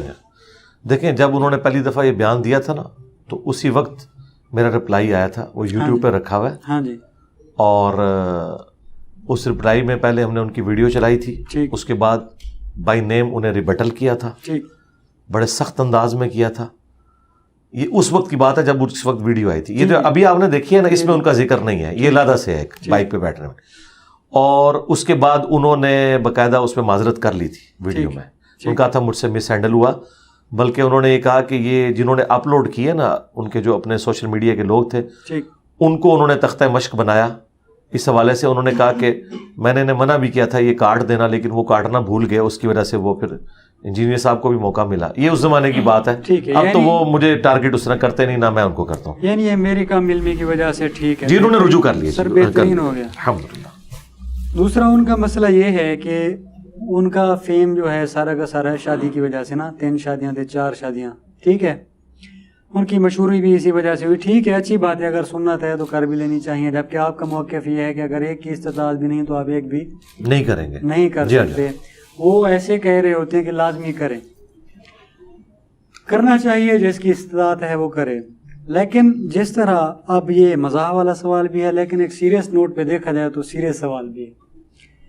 جس طرح کسی بھوکے کے آگے آپ برگر وغیرہ, شاورما وغیرہ اس طرح کی مہنگی مہنگی چیزیں کھائیں تو آپ گناہ کے طرز میں آتے ہیں. اللہ کو یہ بات ناپسند ہے, ٹھیک ہے. تو نوجوان کافی سارے ایسے ہیں, میں نے کہا بات ہنسنے کی ہے لیکن بات سیریس ہے, سنجید. نوجوان کافی سارے ایسے ہیں جو 2-3 دن شادیاں کر ہی نہیں سکتے. آپ ان کے آگے بار بار آ کے کہتے ہیں میں نے جی 4 کی, میں 4 ڈشیں ڈیلی بیسس پہ کھا رہا ہوں, ٹھیک ہے. ان کو ایک بھی نہیں مل رہی, گناہ نہیں ہوگا؟ یا مفتی ہونے کی وجہ سے, عالم ہونے کی وجہ سے آپ لوگ ایسی باتیں کر بھی دیں تو بری ہوتی. میرا خیال ہے یہ انداز درست نہیں ہے بات کرنے کا, ایسے کرنا ہی نہیں چاہیے. اور دوسری بات, میں سب سے پہلے تسلی کی تو ضرورت ان نوجوانوں کو ہے جن کے بارے میں آپ نے ان کی طرف سے ہمدردی کی ہے. ہاں ایسے ہی. تو میں ان کو بالکل کلیئر کٹ بتاؤں گا کہ یہ پھولوں کی سیج بالکل نہیں ہے. ایک شادی بھی چلانا, شادی میں صرف ایک ایلیمنٹ نہیں ہے, اس کے ساتھ کئی چیزیں جڑی ہوئی ہیں. وہ آپ کو شادی کے بعد پتہ چلے گا. یہ ایک ہاتھی کی دم ہے جو آپ کو نظر آ رہی ہے, اس کے پیچھے پورا ہاتھی لگا ہوا ہے. اور جیسے یہ دوسری اور تیسری کی طرف جاتے ہیں پھر تو آپ سمجھیں کہ وہ ہاتھی ایڈ ہوتے ہیں, اور جو دم ہوتی ہے نا وہ بھی آدھی رہتی جاتی ہے. تو یہ اتنا کوئی ایسا معاملہ نہیں ہے. ہاں یہ اسی طریقے سے آپ سمجھیں جس طرح آپ کو ٹی وی ڈراموں میں ان لوگوں کا کلچر دکھایا جاتا ہے جن کا ریئل لائف سے کوئی تعلق ہی نہیں ہے. غریب لوگوں کا کلچر تو پرانے ڈراموں میں دکھایا جاتا تھا. تو ہمارے نوجوان شاید سمجھتے ہیں کہ دنیا اس چیز کا نام ہے جو ہمیں ڈراموں میں کلچر دکھایا جا رہا ہے. پریکٹیکل لائف ایسے نہیں ہوتی, وہ بالکل ڈیفرنٹ ہوتی ہے. لہذا جو علماء بھی آپ کو اس قسم کے سبز باغ دکھاتے ہیں نا, اگر شادیوں کے پوائنٹ آف ویو سے, زندگی اس سے بہت زیادہ تلخ ہے, اور زندگی بہت زیادہ غموں سے عبارت ہے. یہ بہت مشکلات ہیں. میں نے تو آج تک اپنی زندگی میں کوئی بندہ دوسری شادی کرنے کے بعد سکھ ہی نہیں پایا. یہ میری خواہش ہے کہ مجھے زندگی میں کوئی ایسا بندہ ملے, لیکن وہ صحیح طریقے سے انالیسز ہو. ایک خام خواہ دعویٰ کرنا کسی کا اور چیز ہے. میں نے تو یہ دیکھا ہے کہ اس نے تکلیف کی زندگی کاٹی ہے. علی بھائی, یہ 2 سوال کرنے کے لیے یہ سوال میں نے آپ سے پوچھے تھے, ٹھیک ہے. اب تھوڑا سا سینسیٹیو موضوع پہ باتیں ہوں گی جس پہ نہیں ہوتی, زیادہ تر علماء کرتے ہی نہیں ہیں, دور بھاگتے ہیں. بروتھل ہو گیا, ٹھیک ہے, بڑا گھر جسے آپ کہہ دیتے ہیں, یعنی کہ پیسوں کی بس شارٹ کٹ میں متا شیعہ حضرات کہتے ہیں جسے, ٹھیک ہے. ہمارے یعنی کہ عام لوگوں کی زبان میں, دنیا دار لوگوں کی زبان میں وہ بروتھل ہے, وہاں پر آپ جو بھی ہے پیسوں کے بدلے, ٹھیک. اور دوسرا اس میں ہے ماسٹربیشن, ٹھیک ہے. ارے سونی زبان میں اسے مشت زنی کہہ دیتے ہیں, ٹھیک ہے. ان دونوں چیزوں کی ممانعت کہاں تک ہے؟ حرام ہے جی دونوں, مطابق قیامت تک کے لیے حرام. دونوں حرام ہے. جس کی ہو نہیں رہی وہ کیا کرے؟ 30 سال کی عمر میں وہ کہتے ہیں, جس کے پاس آپ کہتے ہیں جس کے پاس نہیں ہے معاملہ نہیں کر سکتا, ایک کی استطاعت بھی نہیں رکھتا, وہ نہ کرے، حالانکہ اس کی نیڈ ضرورت روٹی سے زیادہ ہے یا روٹی کے مترادف ہے. دیکھیں بخاری مسلم میں حدیث ہے کہ نوجوانوں کے گروہ جس میں استطاعت ہے وہ شادی کرے، اور جو شادی نہیں کر سکتا وہ روزے رکھے، روزے رکھ کے وہ اپنی شہوت کو ٹھنڈا کرے. تو یہ ایک ذریعہ ہے جس کے ذریعے آپ اپنے معاملات کو لے کے چل سکتے ہیں. اس دور میں روزے پاسبل ہیں؟ جی روزے رکھے جا سکتے ہیں. میں اور بھی سولوشنز دیتا ہوں. دوسری طرف قرآن میں یہ بھی آیا ہے کہ جن لوگوں کی شادی نہیں ہے انہیں چاہیے وہ پاک دامن رہے. اللہ تعالیٰ نے انہیں کوئی ایکسکیپ روٹ نہیں بتایا. متع والا جو معاملہ ہے وہ ایک عرب کا کلچر چل رہا تھا، بعد میں اسے بھی منع کر دیا گیا. بخاری مسلم میں حدیث موجود ہے. جہاں تک مسٹربیشن کا تعلق ہے اس پہ میں نے ڈاکٹر ذاکر نائک کو بھی ریبٹل کیا تھا کہ جو قرآن کی وہ آیت ہے نا کہ اہل ایمان کی نشانی ہے کہ وہ اپنی شرمگاہوں کی حفاظت کرتے ہیں سوائے اپنی بیویوں کے، اور جو لونڈیاں ہیں اس زمانے میں obsolete اب ہو چکی ہیں.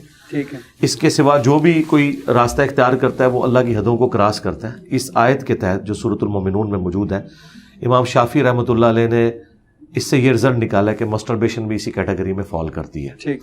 میں یہ مانتا ہوں چند ایک اکا دکا لوگوں کے ایسے اقوال ہیں جنہوں نے ایز اے لاسٹ ریزارٹ اس کی اجازت دی ہے، لیکن اسلام کے کلچر میں یہ چیز نہیں سائنس اور آج کل ڈاکٹر بھی دے رہے ہیں. دیتے رہے جی. بات یہ ہے کہ سائنس تو یہ بھی اجازت دیتی ہے کہ آپ جو ہے وہ کنڈوم کے استعمال کے ساتھ بدکاری بھی کر لیں، تو اس کا یہ مطلب نہیں کہ اس سے کوئی بندہ ریلیکس ہونے کے لیے کرے. یہ کس کو انکار ہے کہ جتنی بھی دنیا میں اللہ تعالیٰ نے لذت والی چیزیں رکھی ہیں ان میں لذت نہیں ہے یا ان کے فائدے نہیں ہیں. شراب کو اللہ نے قرآن میں کہہ دیا کہ اس میں بھی فائدے ہیں لیکن زیادہ نقصان ہے. فائدوں سے کسی کو انکار نہیں ہے. بات یہ کہ یہ اللہ کی حدود ہے. اللہ کی جو حدود ہے نا، ان حدود کا خیال رکھنا ہی تو آپ کا دنیا میں ٹیسٹ ہے. دنیا میں آپ کو جتنی نعمتیں استعمال کرنے سے منع کی گئی ہیں نا، جنت میں وہ آپ کو انعام کے طور پہ ملنے والی ہیں. دنیا میں مرد کے لیے ریشم منع ہے، جنت میں قرآن میں آیا کہ ریشمی لباس ہوگا. دنیا میں سونا اور چاندی منع ہے، اور چاندی ایک خاص حد تک وہ انگوٹھی کے طور پہ جائز ہے، سونے کو آپ لے لیں. اور قرآن میں آیا کہ سونے کے کنگن جنتیوں کو پہنائے جائیں گے. دنیا میں آپ ایک وقت میں 4 سے زیادہ عورتیں نہیں رکھ سکتے، اور احادیث میں کثرت ازواج جو حوروں کی شکل میں وہ چیزیں آئی ہیں. تو یہ دنیا میں جو نعمتیں حرام کی گئی ہیں ان کا افطار جنت کی زندگی ہے. اب آپ دیکھیں، ایک آپ کو آپشن دی جائے دنیا میں آپ کو مثال سے سمجھاتا ہوں. اگر گورنمنٹ یہ اناؤنسمنٹ کرے کہ آپ لاہور سے لے کر پنڈی تک کا جو 5 گھنٹے کا ریل کار کا سفر ہے یہ کھڑے ہو کے کر لیں، اور پنڈی پہنچتے ہی پوری زندگی آپ کے گھر کا خرچہ حکومت اٹھائے گی، آپ کے بچوں کا میڈیکل، ان کی تعلیم، سب کچھ، صرف 5 گھنٹے آپ صبر کر لیں، آپ کہ ٹھیک ہے. اچھا، اللہ تعالیٰ کا کہہ رہا ہے کہ دنیا کی زندگی میں صبر کر کے حدود اللہ کا خیال رکھو، میں تمہیں ہمیشہ کی زندگی دوں گا. یہاں تو اربوں سال کا فرق ہے، بلکہ کمپیریزن ہی کوئی نہیں. تو یہاں پہ بھی روزہ رکھے، آخرت میں افطار کریں گے. اگر آپ دنیا اورینٹیڈ ہو جائیں گے نا کہ میں نے دنیا میں سب کچھ اویل کرنا ہے، تو آپ سیکس کو تو ذرا سائڈ پہ رکھیں. مجھے بتائیں، دنیا میں جن لوگوں کے اوپر ظلم ہوتا ہے، جوڈیشری سے ان کو انصاف نہیں ملتا، کیا آپ ان کو الاؤ کریں گے؟ میں آپ کی زبان میں بات کرتا ہوں. جو لوگ اپنے آپ کو سیکولر یا سول سوسائٹی کا بڑا علم بردار سمجھتے ہیں، کیا مجھے سول سوسائٹی کی اجازت دے گی کہ اگر دنیا کی جوڈیشری سے آپ کو انصاف نہ ملے تو آپ قانون ہاتھ میں لے کر اپنے باپ یا بیٹے کے قاتل کو ڈائریکٹ جا کے گولی مار دیں؟ نہیں دیں گے. تو سیکس میں آپ کیوں اجازت دیتے ہیں کہ آپ چونکہ شادی نہیں ہو رہی تو آپ آؤٹ آف ویڈ لاک کام کرنا شروع کر دیں؟ وہاں کیوں آپ اجازت دیتے ہیں؟ جس طرح آپ اس کو معاشرے کے لیے زہر قاتل سمجھتے ہیں، ہم فری سیکس کو بھی معاشرے کے لیے زہر قاتل سمجھتے ہیں. تو کسی معاملے کو تو آپ نے مانا. لیکن آج مجھ سے آپ پوچھیں، میں مسلمان ہوتے کہوں گا کہ ہٹلر ایک ظالم شخص تھا. ہٹلر نے یہودیوں کو ناحق قتل کیا. دنیا کی کوئی عدالت ہٹلر کو 60 لاکھ دفعہ، یا چلے محتاط اندازہ 6 لاکھ دفعہ ان معصوم یہودیوں کے قتل کے عوض پھانسی نہیں لٹکا سکتی. لیکن اللہ تعالیٰ اس بات پہ قادر ہے کہ قیامت والے دن ہر ایک یہودی کے بدلے میں اسے جو ہے وہ ٹانگے اور سزا دے جو اس نے ظلم کیا. ٹھیک ہے. تو دنیا میں تو آپ کو انصاف بھی نہیں ملتا، دنیا میں آپ کو کئی چیزیں نہیں ملتی. آخرت کا دن ہے ہی اس بات کے لیے، اور آخرت کا مقدمہ اس پہ قائم ہے کہ دنیا میں آپ کو انصاف نہیں ملے گا. تو آپ نے صبر کرنا ہے، کوئی اسکیپ روٹ نہیں تلاش کرنا. یہ یعنی کہ خدا کے قوانین میں کچھ چیزیں آ جاتی ہیں. جی، خدائی قوانین ہے، وہاں پہ خاموشی اختیار کرنی. اب آپ مجھے یہ بتائیے کہ اگر خدا کو ہم مانتے ہیں تو خدا نے جو آخرت میں عذاب رکھا ہے اس کے بدلے اگر دنیا کا ہم مزہ دیکھیں تو وہ ایک لمحے کے لیے بھی نہیں ہے. وہ انسان تصور بھی نہیں کر سکتا. میں کہتا ہوں یہ آج گورنمنٹ یہ اناؤنسمنٹ کرے نا کہ کوئی شخص اپنی بیوی کے پاس بھی گیا اور ہمیں پتا چل گیا تو آپ کے ساتھ یہ کام ہم کریں گے کہ آپ کو 5 منٹ کے لیے دہتے ہوئے تندور میں الٹا لٹکائیں گے. ٹھیک ہے. تو لوگ تو اپنی بیوی کو طلاقیں دے کے بیٹھ جائیں گے. ایسے ہی. اور آخرت کا تو عذاب، حالانکہ یہ ایک جائز تعلق ہے، آخرت کا عذاب تو آپ چھوڑ دیں. ہم جب دنیا اورینٹڈ ہوتے ہیں، یہ میری بات یاد رکھیے گا، میں آپ کے پلیٹ فارم کی وساطت سے بھی عام لوگوں تک بھی یہ بات پہنچا دوں کہ اگر آخرت کو نکال دیں نا تو دنیا میں جو اسلام کے قوانین ہیں نا یہ ظالمانہ ہے. ٹھیک ہے. اسلام جسٹس کا نظام نہیں دیتا اگر آپ آخرت کو نکال دیں. ہاں آخرت کے ساتھ جوڑ کے اسے دیکھیں تو اسلام سے پرفیکٹ نظام کوئی نہیں ہے. ہم مانتے ہیں کہ دنیا میں جو آپ سولوشنز تلاش کر رہے ہیں نا وہ وقتی طور پہ آپ کو ریلیف دیں گے لیکن معاشرے میں انارکی پھیلائیں گے. ٹھیک ہے. جو اسلام کہتا ہے نا کہ تکلیف پہ آپ نے صبر کرنا، انصاف نہیں ملا، آپ نے ایکسٹرا جوڈیشل ایکٹیویٹی پرفارم نہیں کرنی، آپ نے کوئی آؤٹ آف ویڈ لاک کوئی معاملات لے کے نہیں چلنے، آخرت میں اللہ تعالیٰ آپ کو کمپنسیٹ کرے گا. اور اس پہ ایک حدیث ہے مسلم شریف کی، بڑی رکت انگیز حدیث ہے کہ جب جنتی جنت میں پہنچنے والے ہوں گے، جہنمی جہنم میں، اللہ تعالیٰ فرشتوں سے کہے گا کہ اس شخص کو بلا کے لاؤ میرے پاس جس نے دنیا میں تکلیف کی زندگی کاٹی میری وجہ سے اور سکھ کا ایک لمحہ نہیں پایا. اس کو فرشتے لے کے آئیں گے. یہ صحیح مسلم میں حدیث ہے. اللہ تعالیٰ فرشتوں سے کہے گا ذرا صرف جنت کا ایک پھیرا سے لگواؤ. ٹھیک ہے. وہ جنت کا پھیرا لگا کے جب واپس آئے گا اللہ تعالیٰ پوچھے گا کوئی دنیا میں تکلیف دیکھی؟ کہے گا تیری عزت کی قسم میں نے دنیا میں کوئی تکلیف نہیں دیکھی تھی کہ یہ اگر مجھے ہمیشہ کے لیے ملنے والا ہے، میں نے دنیا میں کوئی تکلیف نہیں دیکھی. وہ قسمیں اٹھا کے کہے گا کہ میں تکلیف تو دیکھی ہے اس نے، وہ نہیں دیکھی اس لیے کہہ رہا ہے کہ اسے انعام مل گیا. اچھا پھر اللہ تعالیٰ کہے گا اب اس شخص کو بلاؤ جس نے دنیا میں عیاشی کی تھی اور حلال و حرام کی تمیز نہیں کی تھی، اسے جہنم کا ایک پھیرا لگاؤ. وہ جہنم کا پھیرا لگا کے آئے گا، کہے گا اے اللہ تیری عزت کی قسم میں نے دنیا میں ایک لمحہ بھی سکون کا نہیں کاٹا. دنیا کا سکون بھی اس کے لیے کافور ہو جائے گا جب وہ آخرت کا عذاب دیکھ لے گا. اور یہ دنیا میں بھی آپ ایکسپیرینس کر سکتے ہیں. مجھے آج یاد بھی نہیں ہے کہ میں نے انجینئرنگ یونیورسٹی میں کتنی راتیں کاٹ کے رات کو تکلیف کے ساتھ اپنے سبجیکٹس کی تیاری کی، تب میں پوزیشن حاصل کرتا تھا. جب ایک اچھی نوکری ملی تو میں سب کچھ بھول گیا. اچھا نوکری کے بعد بیوی بچے مل گئے تو مجھے نوکری کی تکلیف بھی کافور ہو گئی. اب میں اس دینی پلیٹ فارم پہ آیا ہوں، اگرچہ یہ ایک کانٹوں بھری سٹیج ہے لیکن اس کے اندر جو اللہ نے ٹیسٹ رکھا ہے میں اپنی تمام تکلیف کو بھول جاتا ہوں جب میں اس کو ٹیسٹ کو دنیا میں فیل کر رہا ہوں. ابھی تو آخرت کا انعام انشاءاللہ باقی ہے. تو آپ آخرت کے ساتھ چیزوں کو جوڑ کے دیکھیں تو اسلام ایک پرفیکٹ نظام ہے. ہاں صرف دنیا میں دیکھیں تو پھر ہود بھائی کی باتیں بالکل ٹھیک ہے. ٹھیک. ہاں جی، یعنی تھوڑا تھوڑا قوانین جہاں پہ آ جائیں وہاں پہ خاموشی ہے. جی جی جی. پھر وہ اس کا بھی جواب کیونکہ مقدمہ ہے نا جی. آپ گاڑی کا ایک ٹائر لگا ہی نہیں رہے اور آپ کہہ رہے 3 ٹائروں پہ رکشہ میں نے چلتے دیکھا ہے، اسلام کی گاڑی کیوں نہیں 3 ٹائروں پہ چل رہی؟ تو ہم بتائیں گے بھائی وہ رکشہ تھا، ٹھیک ہے، یہ گاڑی ہے، اس کی اپنی کوالٹیز ہیں. کل کو آپ یہ کہیں گے کہ اسلام میں انصاف تو یہ ہونا چاہیے تھا کہ پریگنینسی کی تکلیف سے ایک دفعہ مرد گزرے اور ایک دفعہ عورت، تو بھائی آپ گزار کے بتا دو. صحیح بات ہے. ہاں آپ تو اولمپکس بھی عورتوں اور مردوں کے علیحدہ کراتے ہو. یہ آپ نے بھی مانا ہے کہ مردوں کی ہاکی کی ٹیم کا عورتوں کی ہاکی کی ٹیم سے مقابلہ نہیں ہو سکتا. اگر اسلام یہی بات کرتا ہے تو آپ کہتے ہیں انصاف جو ہے کی بات ہی نہیں اسلام کرتا. ٹھیک. علی بھائی شیعہ سنی ہم 2 فرقے رکھ کے نا ان کو دیکھ رہے ہیں. سنی میں سارے آگے بریلوی، دیوبندی، اہل حدیث. شیعہ میں شیعہ آگے. شیعہ حضرات ان کتابوں کو نہیں مانتے، بخاری وغیرہ، اور سنی حضرات ان کتابوں کو نہیں مانتے. وہ بھی حالانکہ نہج البلاغہ ہو گئی، حضرت علی کے خطبات وغیرہ ہیں، اور یہ بھی یعنی کہ تو ان کا کہیں پہ کوئی ایسی جگہ ہے جہاں پر اتحاد وغیرہ ہو یا یہ ماننے کو تیار ہو جائے؟ جی قرآن ہے. قرآن ایک ہے. ہاں جی قرآن ایک ہے، اس میں کوئی تبدیلی نہیں. کوئی تبدیلی نہیں. اب رہے گی جو حدیث کی کتاب ہے اس میں بھی 90% مسائل ایک جیسے ہیں. ٹھیک. اور جن 10 مسائل میں سنی اور شیعہ کا اختلاف ہے نا، آپ کو مزے کی بات بتاؤں، وہ سارے مسائل اہل سنت کے ہاں بھی پائے جاتے ہیں. ٹھیک. مثلا اگر ہاتھ چھوڑنے کی بات ہے تو مالکی ہاتھ چھوڑ کے نماز پڑھتے ہیں. ٹھیک. میں بھی ہاتھ چھوڑ کے نماز پڑھنے کا قائل ہوں، آپ کے سامنے پڑھی بھی، ایک میں نے ہاتھ باندھ کے پڑھی، ایک ہاتھ چھوڑ کے پڑھی. ٹھیک. باقی بھی آپ جتنے مسائل لیں گے کہیں نہ کہیں آپ کو اہل سنت میں بھی وہ رائے ملے گی کسی نہ کسی فارم میں، لیکن وہ شاذ ہوگی لیکن ایگزسٹ کرتی ہوگی. ایسا نہیں ہوگا کہ ایگزسٹ نہ کرتی ہو. لہذا میرے خیال باقی چیزوں پہ کمپرومائز کیا جا سکتا ہے جب 90% چیزیں کامن ہیں. کیا شیعہ 5 نمازوں کو نہیں مانتے؟ کیا شیعہ اگر نماز جمع کرنے کے قائل ہے تو صحیح مسلم میں نمازیں جمع کرنے کا ذکر نہیں موجود ہے؟ کیا شیعہ جو ہے وہ کربلا جاتے ہیں حج کرنے کے لیے یا وہ مکہ مدینے کی طرف جاتے ہیں حج اور عمرے کے لیے؟ تو سب جب ہماری ساری کی ساری چیزیں کامن ہیں چاہے وہ حج کے معاملات ہوں، روزوں کے معاملات ہوں. روزوں میں بھی جو اختلاف ہے یہ سارے کا سارا ایک سمجھ لیں فرقہ واریت کی نظر ہے.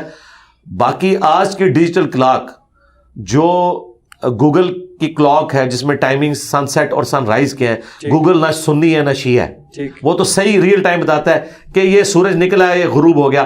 آج کے دن بھی وہی مسئلے بنا کے رکھنا کہ سنیوں کے ٹائم ٹیبل کے اندر 10 منٹ میں نے ایڈ کر کے ہی روزہ کھولنا ہے، اور سنیوں نے جان بوجھ کے شیعہ کو چڑھانے کے لیے خصوصاً اہل حدیث 3 منٹ پہلے ہی روزہ کھول لینا ہے، تو یہ زیادتی ہے. جی علی بھائی، کتابیں بخاری ہو گئی یا صحاح ستہ کی جتنی بھی ہیں، ٹھیک ہے، لکھی گئی اس وقت، صاحب ظاہر اس وقت بادشاہی وغیرہ اہل بیت وغیرہ کی تو نہیں تھی. جی جی جی.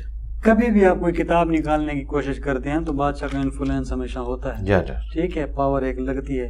تو ان چیزوں کو کیسے سچا مان لیا جائے؟ اب وہ سچا ایسا مانا جائے گا، پہلے تو آج کی بادشاہت اور آج کے میڈیا کے اوپر اس سے قیاس نہ کریں. امام بخاری نے اگر صحیح بخاری لکھی تھی نا تو آپ کیا سمجھتے ہیں پوری دنیا میں بخاری پھیل گئی تھی؟ کاتب لکھتے تھے بھائی، یا وہ امام بخاری کے پاس تھی یا ان کے 8-10 اسٹوڈنٹس کے پاس. جب پوری رعایا میں 10 بندوں کے پاس بخاری ہو تو حکمران وقت کو کیا فرق پڑتا ہے؟ فرق تو اب پڑا ہے اسلام 360 اور پرنٹنگ کی وجہ سے. اس زمانے میں حکمرانوں کو پتہ ہی نہیں چلا کہ محدثین نے ہمارے ساتھ کام کیا ڈال دیا ہے، جس کا سب سے بڑا ثبوت یہ ہے کہ حکومت فقہ حنفی کے پاس رہی بنو عباس کی. اوور آل مسلم ورلڈ کے اوپر فقہ حنفی انہوں نے 600-700 سال نافذ کر کے رکھی. کتاب بھی میرے خیال میں ان کی امام ابو حنیفہ کی قبول ہوئی تھی. نہیں، امام ابو حنیفہ کی تو کتاب ہی کوئی نہیں، ان کی طرف منسوب فتاوی جات ہیں. ٹھیک ہے. پوری فقہ حنفی انہوں نے نافذ کر کے رکھی ڈنڈے کے زور پر. ٹھیک. جبکہ بخاری سے لے کے ابن ماجہ تک جو سنیوں کی کتابیں ہیں یہ ساری اینٹی فقہ حنفی ہیں، کیونکہ یہ حدیث کی بنیاد پہ. اچھا، جہاں پہ امام حنیفہ کے مسائل ٹھیک ہیں وہ ٹھیک ہے. یہ لوگ کتابیں لکھتے رہے، یہ اس لیے سروائیو کر گئے کہ انہوں نے کتابیں لکھی تو اپنے 8-10-15 اسٹوڈنٹس. یہ جھوٹ بولتے ہیں، کوئی ہزاروں کا مجمع ان کے سامنے بیٹھا ہوتا تھا. ہزاروں کا مجمع اس وقت ہوتا تھا جب امام بخاری کسی دوسرے شہر گئے ہیں، کوئی جلسہ ان کا ارینج کیا ہے، وہ کہتا ہے جی امام بخاری آئے ہیں، چلیں 2 حدیثیں حضور کی سنائیں.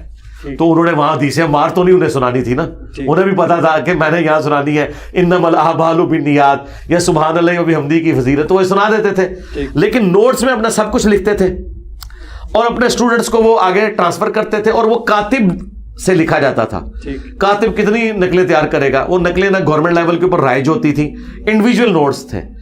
ان کو جو عروج ملا ہے نا وہ سرکار یہ آپ جس ایرا میں آئے نا اس میں عروج ملا ہے. اور ابھی دیکھیں فقہ حنفی کا زور ٹوٹ گیا، یعنی پاکستان انڈیا بننے سے پہلے تک فقہ حنفی نے پوری دنیا میں پنجے جمائے ہوئے تھے. یہاں پہ مغل حنفی، وہاں پہ سلطنت عثمانیہ حنفی. مجھے بتائیں قرآن و حدیث والوں کے لیے تو دنیا میں جگہ ہی کوئی نہیں تھی، اور شیعہ تو بیچارے شاہی کوئی نہیں، ان کو تو کسی کھاتے میں نہیں مانتے تھے. کعبے میں انہوں نے 4 مسئلے ڈالے، شیعہ کا کوئی مسئلہ ہی نہیں ڈالا، 4 ہی سنیوں کے ڈال دیے، حنفی، شافعی، مالکی، حنبلی. یہ جمود جو ٹوٹا ہے نا، یہ اب خلافت علی منہاج النبوہ دوبارہ واپس آنی ہے، اس کے لیے معاملہ ٹوٹا ہے. مسلمان تھے، انہوں نے فقہ لی بھی ہے، یہ 4 اپنے بنا کے لگا دیے بھی. یہ تو انشاءاللہ آپ دیکھیں گے نا تو دیکھیں جس کو سمجھ آ گئی ہے وہ پھر اس طرح کے جملے بولتا ہے نا، یہ کیسے مسلمان ہے. میں یہ کیمرے میں بولتا ہوں اور بڑے احترام کے ساتھ بولتا ہوں، رحمۃ اللہ علیہ بھی کہتا ہوں ان کے بابوں کو. جی صحافی پوچھ لیں گے تو وہاں، ٹھیک ہے نا. تنو کرچیا کنے بنایا بیچ انہوں نے پھر قریب چاہ دیتا ہے تنو کس ماچا بنایا کرچیا.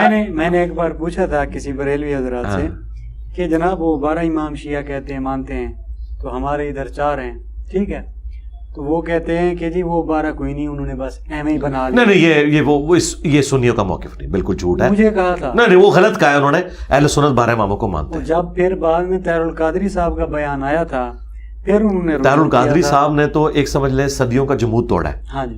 اس حوالے سے ڈاکٹر طاہر القادری صاحب، مولانا مودودی، مولانا اسحاق، یہ 3 بندے ایسے ہیں جنہوں نے سنی شیعہ جو دراڑ تھی اس کو فل کیا اور اس کو اپنے منطقی انجام پہ ہمارے اس پلیٹ فارم نے پہنچایا. اب وہاں پہ واپس آئے، وہ جو آپ کہہ رہے تھے نا کہ حکمرانوں کا انفلوئنس، اگر انفلوئنس میں نے تو لاجیکلی ثابت کیا کہ حکمرانوں تک بات پہنچ نہیں، انفلوئنس کیا ہونا ہے، کیونکہ 4-5 کاپیاں بخاری کی، آگے کیا لینا دینا. اچھا،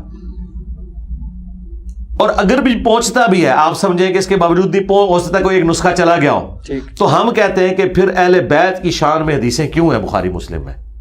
سب سے زیادہ تکلیف دہ چیز جو ناسبیوں کے لیے ہو سکتی ہے نا، وہ حدیث عمار ہے، وہ بخاری میں نہ ہوتی. اہل بیت کی شان میں حدیثیں ہیں، اتنی زیادہ نہیں ہیں. اب آپ زیادہ چھوڑ دیں مثال دیتا ہوں، آپ بریلوی فقہ سے تعلق رکھتے تھے، یہ جو ان کے دربار وغیرہ کا سین ہوتا ہے، یہ دربار والے جتنے بھی بابین کے پاس اور کچھ ہونا ہو نفسیات کا علم ہوتا ہے، ٹھیک.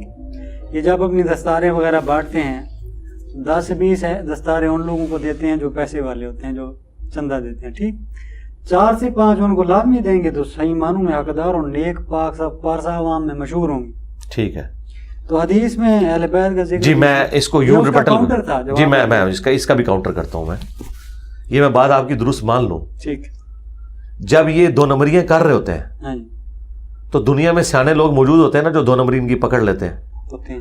تو مجھے بتائیں امام بخاری امام مسلم کی یہ 2 نمبری اس زمانے میں کس نے پکڑی ہے؟ کسی نے ہائی لائٹ کی ہو یا آج کوئی ہائی لائٹ کر کے بتائے. دوسری بات, ان لوگوں نے تو اپنی لائف سٹیک پہ لگوائی ہے ان چیزوں کی وجہ سے.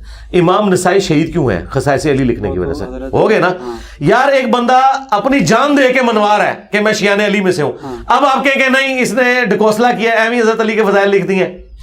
اگر امام نسائی جس نے اپنی جان دی حضرت علی کے دفاع میں, اگر وہ آپ کو یہ بتائے کہ حضرت ابوبکر عمر عثمان بھی نبی علیہ السلام کے سچے محبین تھے, چاہنے والے تھے اور خلفائے راشدین تھے, تو ان کی بات نہیں پھینکی جا سکتی کیونکہ اس شخص نے اپنی جان دی ہے.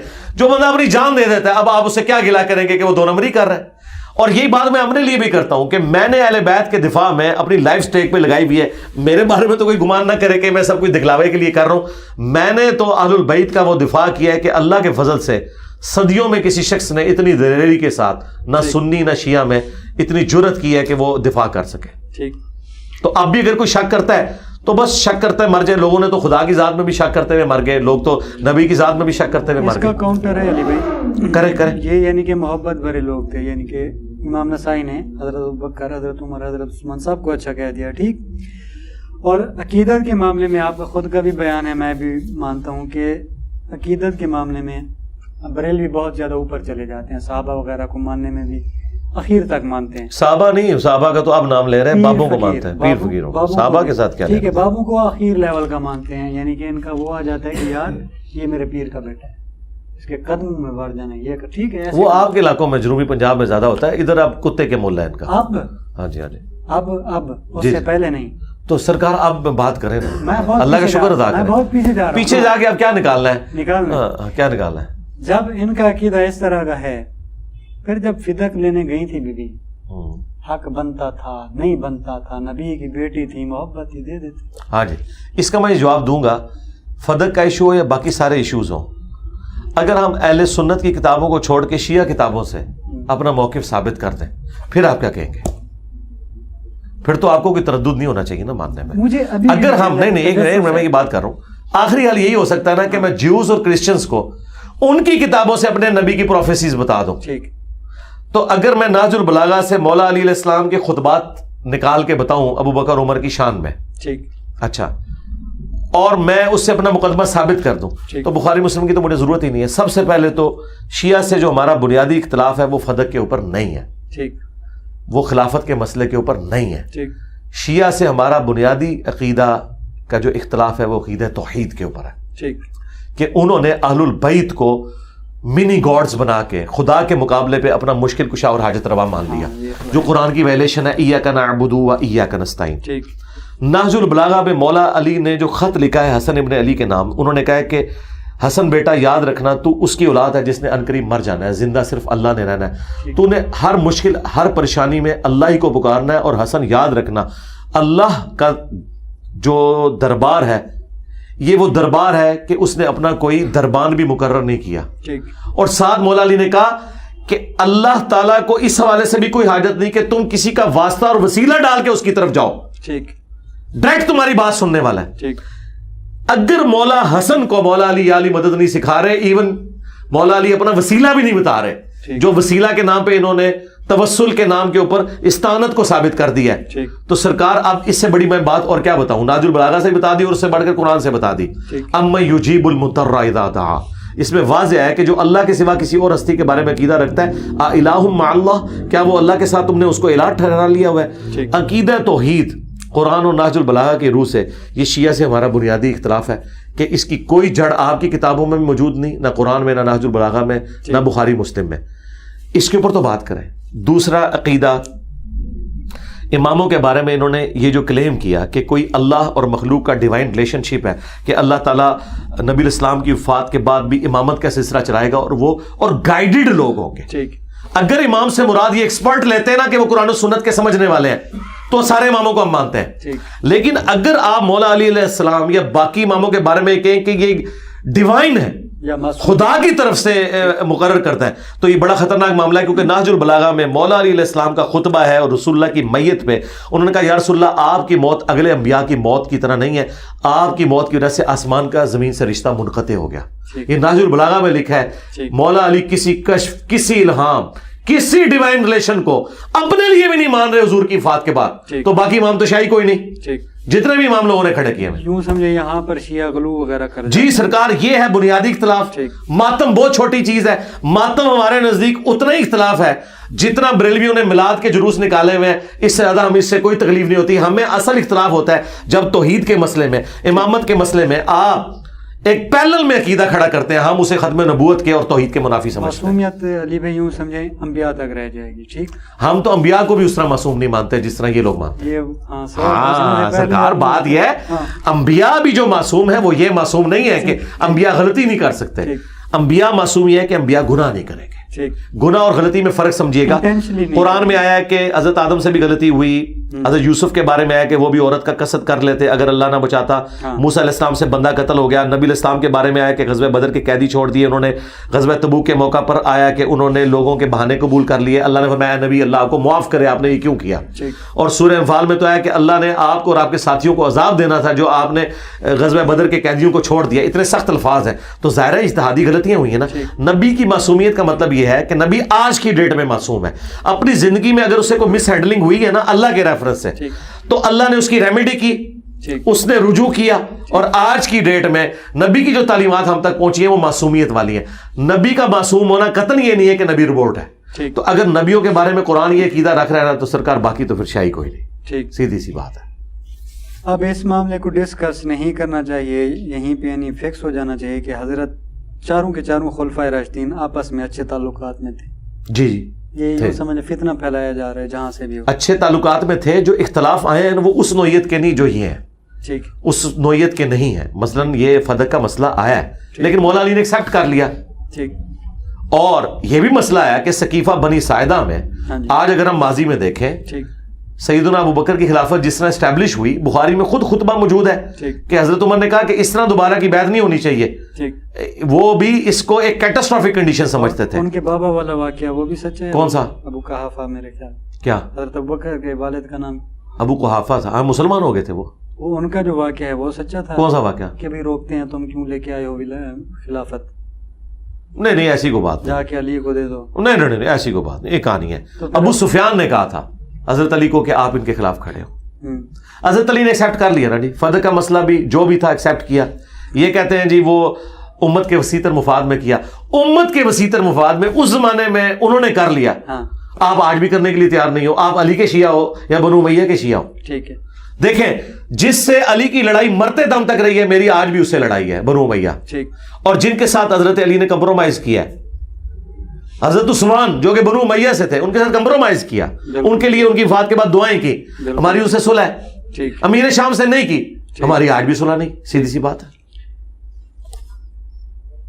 یعنی کہ 4 بڑے صحابہ کرام جن کا نام بار بار لینا پڑھنا فرض بھی بنتا ہے, ٹھیک ہے, اچھا کام ہے. جی. اس کے علاوہ کئی سارے ایسے صحابہ کرام ہیں جن کا ذکر نہیں ہوتا, جبکہ حضرت معاویہ وغیرہ اس طرح کے لوگوں کا نام ہم تذکرہ وغیرہ. اس کی وجہ یہ کہ آپ سے یعنی کہ حضرت معاویہ سے کئی سارے افضل صحابہ اور بھی ہیں. نہیں میرے حال ہے آلموسٹ سارے ہی افضل ہیں ان سے. تو ایسے ہی. ہاں جی اس طرح ہے. تو ان کا نام وغیرہ نہیں ہوتا, ان کو اتنا وہ میں نے آپ کو بتایا نا کہ علماء ہوں یہ صحابہ ہوں, اگر کوئی فرقہ ان کو آن کرنا شروع کر دے نا تو وہ فلرش کر جاتے ہیں. حضرت معاویہ کو ایک فرقے نے آن کر لیا نا, ناسبیوں نے, دھندے کی خاطر. اچھا ہاں دھندہ ہی ہوا ہے. اچھا مولانا اسحاق صاحب ہمارے استاد سے پوچھا گیا کہ نبی اسلام کی تو 4 بیٹیاں ہیں, شیعہ کے بڑے علماء بھی مانتے ہیں, ایران کے بھی علماء مانتے ہیں, تو باقی 3 بیٹیوں کا اتنا ذکر کیوں نہیں؟ تو مولانا اسحاق نے بڑا پیارا جواب دیا, ان کا باقی 3 کو پارٹی نہیں ملی, فاطمہ کو پارٹی مل گئی. یہ نیچرل میں بات آپ کو بتا رہا ہوں. ان کو پارٹیاں جن کو ملی ہیں نا ان کے نام آگے چلے ہیں. جن کو پارٹیاں نہیں ملی نا, سوشل میڈیا ہوتا تو واللہ پارٹی کی بھی ضرورت نہیں تھی. یعنی اگر آپ مجھے کہنا مجھے پارٹی کی بھی ضرورت نہیں, میری تو کوئی پارٹی نہیں ہے, دنیا میں ہلچل مچ گئی ہے. لیکن مولانا مودودی رحمہ اللہ کو اگر جماعت اسلامی ایک جماعت نہ ملتی تو جس زمانے میں مودودی صاحب تھے نا ان کو عروج نہیں ملنا تھا, ان کی تو ایک آدھ ویڈیو ہے اور تحریریں تو بہت کم لوگوں نے پڑھنی تھی.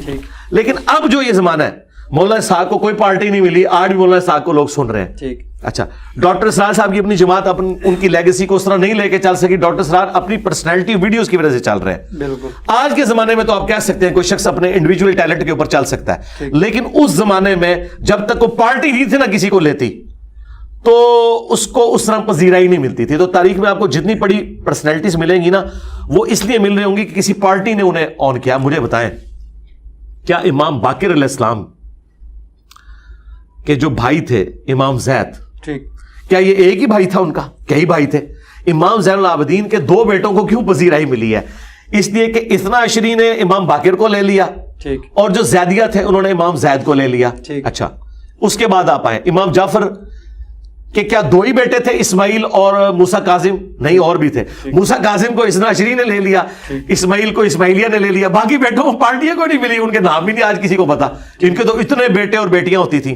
ٹھیک ہے, تو یہ ہوتا ہے, وہ چیزیں ہائی لائٹ ہو جاتی ہیں. میں آپ کے پلیٹ فارم سے آپ کے لیے بھی آج بڑی حیران کن بات کروں. جو لوگ پنج تن پاک کے کانسیپٹ کو اس حوالے سے لے کے جاتے ہیں کہ جی مباہلے کے موقع پر نبی علیہ السلام باقی بیٹیوں کو کیوں نہیں لے کے آئے, ایک تو ہم ان کو یہ جواب دیتے ہیں کہ باقی 3 بیٹیاں تو فوت ہو چکی تھی.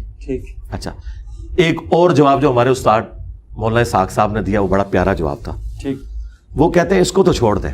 مولانا اسحاق صاحب بعض اوقات تو اتنا بڑا چھکا مارتے تھے کہ وہ پلانٹ ارتھ کیا وہ آپ کی ملکی وے سے بھی باہر جاتا تھا. انہوں نے کہا کہ میں شیعہ سے پوچھتا ہوں کہ مباہلہ کے موقع پر حسن حسین فاطمہ گئے تو حضرت علی کی جو بیٹی تھی زینب کیا وہ اہل البیت میں سے نہیں ہے؟ تو زینب کو تو حضور نہیں لے کے گئے. زینب تھی اس وقت جب مباہلہ ہوا ہے. مباہلہ کب ہوا ہے؟ حضور کی وفات سے 1-1.5 سال پہلے.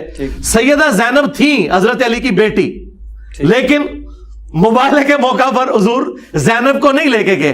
کس شیعہ کی جرت ہے وہ زینب کو اہل بیت سے باہر نکالے, جس نے یزید کے دربار میں خطبہ دیا ہے اور اپنے بھائی حسین کا دفاع کیا ہے؟ اگر زینب اس وقت حضور کے ساتھ نہیں گئی اور اہل بیت سے خارج نہیں ہوئی تو باقی 3 بیٹیاں کیسے خارج ہوگی؟ کیڑا بڑا پھکا دیتا ہے جی مولانا صاحب نے. آخری 2-3 سوال ہی رہتے ہیں علی بھائی. ہاں جی. ہندوستان میں ویسے اسلام انٹر کب ہوا؟ صحابہ کرام کی قبریں وغیرہ پائی جاتی ہیں, ہمارے علاقوں میں بھی ہیں. حضرت سہل بن عدی کوئی صحابی اگر ہیں, مزار بھی یار ہمارے جیلوں میں بھی ایک صحابی کی قبر بنی ہوئی ہے, خود سے لوگوں نے بنائی. نہیں یار کوئی اس طرح وثوق سے نہیں کہا جا سکتا. اسلام کہاں سے آیا؟ اسلام دیکھیں بنو امیہ کے دور میں اسلام آ گیا تھا یہاں پہ. محمد بن قاسم جب یہاں پہ آیا تھا, اسلام بھی آیا مسلمان بھی آیا. وہ والا اسلام اگر آپ کہتے ہیں وہ تو اسلام وہاں پہ بھی نہیں تھا جہاں سے آ رہا تھا. اسلام جس کو آپ رناؤنڈ اسلام کہتے ہیں. محمد بن قاسم اسلام کی دعوت کے لیے آیا؟ نہیں, اسلام کی دعوت کے لیے تو نہیں آیا تھا, آیا کسی اور مسئلے میں تھا, لیکن بہرحال اسلام بھی ساتھ لے آیا نا. ٹھیک ہے نا, وہ ایک نیچرلی وہ اپنا مذہب بھی تو لے کے آئے نا. جس طرح انڈونیشیا اور ملیشیا میں اسلام نہیں گیا تھا, مسلمان تاجر گئے تھے تو ساتھ اپنا اسلام بھی لے گئے. ٹھیک ہے, یہ تو ایک نیچرل ہے. جب کوئی بندہ جاتا ہے تو اپنا ریلیجن اپنا ساتھ لے کے جا رہا ہوتا ہے, اسی طرح ہی پھیلتا ہے نا. کوئی ایک سبب بھی بنتا ہے نا, وہ بعض اوقات کوئی حادثہ بھی ہو سکتا ہے. ایک سوال یہ بھی تو بنتا ہے کہ وہ ساتھ میں ناسبی لایا ہوگا. جی ناسبی لایا تو ختم ہی ہوگی نا, کتنا عرصہ چلنی تھی. لیکن آپ ایک ذہن میں رکھیے گا بات, یہ میں انصاف کے ساتھ, اب مجھ سے زیادہ تو اہل بیت کا دفاع کرنے والا کوئی نہیں ہے. بالکل ٹھیک ہے, میں یہ پورے وثوق سے کہتا ہوں کہ سنیت پہ اللہ تعالیٰ کا اس حوالے سے کرم رہا ہے. تھرو آؤٹ اسلامک ہسٹری میں سنیت میں کبھی حضرت علی کا بغض نہیں رہا. یہ ضرور رہا ہے کہ انہوں نے بنو امیہ کا دفاع کیا. اچھا, وہ دفاع بھی ڈرتے ڈرتے کیا ہے. یہ کبھی نہیں کہا کہ جی معاویہ جو ہے حضرت علی کے ٹکر کے تھے. نو نو نو نو نو, وہ کہتے تھے یار ان سے غلطی ہو گئی, بس ان کے بارے میں زبان بند رکھو. ہاں, یہ کبھی نہیں کہا کہ جی بڑی وہ خدمت کو اسلام کی کر کے گئے. نہیں نہیں نہیں, بلکہ میں آپ کو بتاؤں وہ لوگ جنہوں نے شیعہ کے ساتھ مناظرے لڑے ہیں نا سنیوں کے دفاع پہ, ان کا بھی حضرت معاویہ کے بارے میں یہ موقف تھا کہ حضرت معاویہ حضرت علی کی جوتیوں میں بھی بیٹھے نا, حضرت علی کے صحابہ کی جوتیوں میں بھی بیٹھے, تو ان کے لیے اعزاز ہے. جو عبدالعزیز محدث دہلوی تحفہ اثنا عشریہ لکھا ہے, تو امیر شام کے بارے میں ان کی کتنی سخت رائے ہے آپ سوچ بھی نہیں سکتے. علامہ وحید الزمان, چلے ان سے پہلے نواب صدیق حسن بھوپالوی جو اہل حدیث کے سب سے بڑے یہاں پہ سب کانٹیننٹ میں سمجھ لیں محسن بھی ہیں, عالم بھی ہیں, اور اتنے بڑے وہ عالم ہیں کہ شیخ البانی جو محدث اعظم سعودی ہیں وہ ان کو امام لکھتے ہیں، امام نواب صدیق حسن بھوپالوی. وہ تو کہتے تھے کہ امیر شام کی جنگ جو ہے وہ دنیاوی لالچ سے خالی نہیں تھی. ٹھیک ہے. اچھا اب جب اس طرح کے لوگ آ کے بات کرتے ہیں پھر یہ کہتے ہیں نہیں جی وہ چونکہ سید تھے ان کا جھکاؤ اس طرف تھا. ایسا نہیں تھا. سنیت ہمیشہ پرو علی رہی ہے. سنیت کبھی بھی پرو بنو امیہ نہیں ہوئی ہے. پرو بنو امیہ صرف اتنی تھی کہ وہ یہ کہتے تھے کہ آپ اس بنیاد پہ اس کو صحابی ہونے کی وجہ سے لان تان نہ کریں، اختلاف رائے رکھیں، اور اس کی غلطیوں کی وجہ سے حضرت عثمان غنی رضی اللہ تعالیٰ عنہ کو تختہ مشق نہ بنائے. بس اس سے زیادہ کچھ نہیں تھا. حضرت عثمان غنی رضی اللہ تعالیٰ عنہ کی غلطیوں کو بھی سنیت نے مانا. بخاری میں لکھا ہوا ہے کہ حضرت علی نے ان کو کہا کہ آپ جو ہے وہ نبی الاسلام کی وصیت کے مطابق آپ کے گورنروں کی شکایت آ رہی ہے، مال غنیمت تقسیم کریں. امام بخاری نے یہ نقل کیا ہے. فقہ حنفی کی بنیادی فقہ کی کتابوں میں موجود ہے، ہدایہ ہو باقی کتابیں، کہ مال غنیمت حضرت عثمان کے طریقے پہ نہیں تقسیم ہوگا، ابو بکر عمر کے طریقے پہ تقسیم ہوگا. اب مجھے بتائیں ہدایہ 1000 سال پہلے ہدایہ لکھی گئی ہے، کیا انجینئر صاحب کی انہوں نے ویڈیوز دیکھی ہوئی تھی؟ نہیں. ان کو پتا تھا کہ مس ہینڈلنگ ہوئی ہے، لیکن اس کے باوجود حضرت عثمان کو رسپیکٹ دیتے تھے. ٹھیک ہے. حضرت میر معاویہ کے بارے میں بدر الدین عینی آج سے 600 سال پہلے لکھ گیا ہے کہ تم کہتے ہو کہ معاویہ کو ایک اجر ملے گا، اس کے لیے تو یہی کافی ہے، اسے اللہ تعالیٰ صحابی ہونے کی وجہ سے چھوڑ دے. کیا اس نے انجینئر کی ویڈیوز دیکھی تھی؟ ملا علی قاری جو ہر درجے میں امیر شام کا دفاع کرتے ہیں، تو انہوں نے تو یہاں تک لکھا ہے کہ امیر شام کو چاہیے تھا کہ حضرت علی کی بیعت کر لیتے، جو انہوں نے نہیں کی. نمبر 2 انہوں نے بغاوت کی، مرقاہ کے اندر انہوں نے لکھا.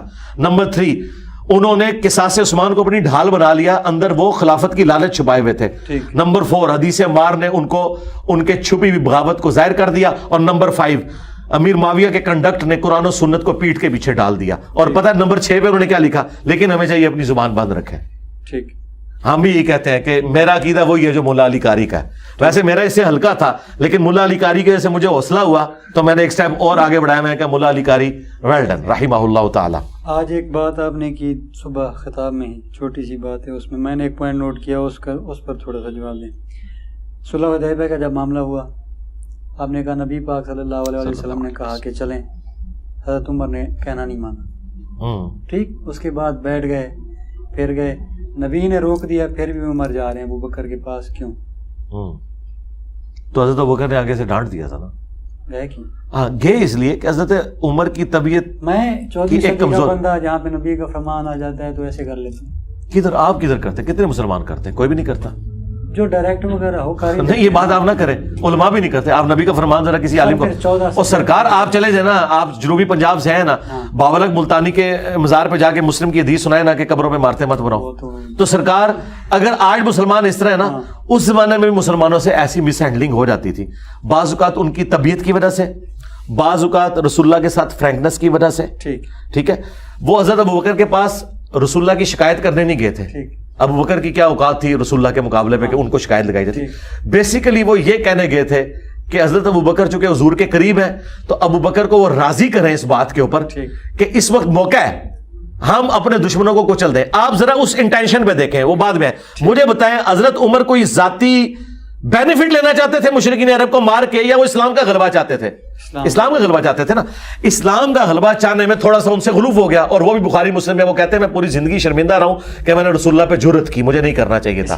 ہاں شرمندہ، اس میں بھی شرمندہ رہے. اور جو انہوں نے جب عبداللہ ابن ابی کا جنازہ پڑھانے لگے تھے حضور کے آگے سامنے کھڑے ہو گئے تھے، ان کا میں نے بعد میں جرأت کی اور کہا کہ اللہ اور اس کا رسول بہتر جانتے تھے، مجھے نہیں کرنا چاہیے تھا. لیکن وہ جب کر رہے تھے نا اس وقت وہ پیورلی پوری ایمانداری کے ساتھ وہ یہ سمجھتے تھے، جس طرح میرے بھی کئی ساتھی آ کے میرے ساتھ کرتے ہیں، نہیں جی یہ موقع نہیں اب جانا چاہیے آپ نے. بالکل میں کبھی بھی ان کو اپنی بدتمیزی تصور نہیں کرتا، اس وجہ سے کہ مجھے پتا ہے کہ یار یہ اسی دعوت کی لیے کر رہے ہیں. اچھا اور ایک اور بات بتاؤں آپ کو، یہ آپ کو 2-3 واقعات پتا ہے نا جس میں حضرت عمر غلط نکلے. کئی واقعات ہیں جس میں حضرت عمر نے اگر ایسی ایکٹیویٹی کی ہے تو حضور نے حضرت عمر کی بات مان لی ہے. مثلا مسلم میں ایک حدیث ہے کہ حضرت ابو ہریرہ نے حضور کی جوتیاں اٹھائی ہوئی ہیں اور اناؤنسمنٹ کر رہے ہیں کہ جس نے بھی لا الہ الا اللہ پڑھا وہ جنت میں جائے گا، خواہ وہ زنا کرتا ہو، چوری کرتا ہو، جو مرضی کرتا ہو. آگے حضرت عمر آگے انہوں نے حضور کی جوتیاں دکھائیں گارنٹی کے طور پہ کہ میں حضور سے سن کے آیا ہوں. انہوں نے پہلے تو پھینٹی لگائی حضرت ابو ہریرہ کی، مارتے ہوئے حضور کے پاس لے کے آیا، کہا کہ حضور کی کس قسم کی باتیں کر رہا ہے. اب فرمایا کہ میں نے اس کو بتائی تھی یہ بات. انہوں نے کہا یا رسول اللہ اگر آپ اس طرح اناؤنسمنٹ کروائیں گے تو لوگ عمل کرنا چھوڑ دیں گے. آپ فرمایا ٹھیک ہے پھر لوگوں کو عمل کرنے دو. آپ نے حضرت عمر کے مشورے کو مان لیا کہ اس کو اس طرح پریزنٹ نہ کیا جائے اور دیکھ لیں مسلمانوں نے آج تک وہ حدیث لی ہوئی ہے, کلمہ ہی پڑھتے ہیں, کرتے کراتے کچھ نہیں ہے. حضرت عمر کی بات ٹھیک نکلی نا حضور نے انڈورس.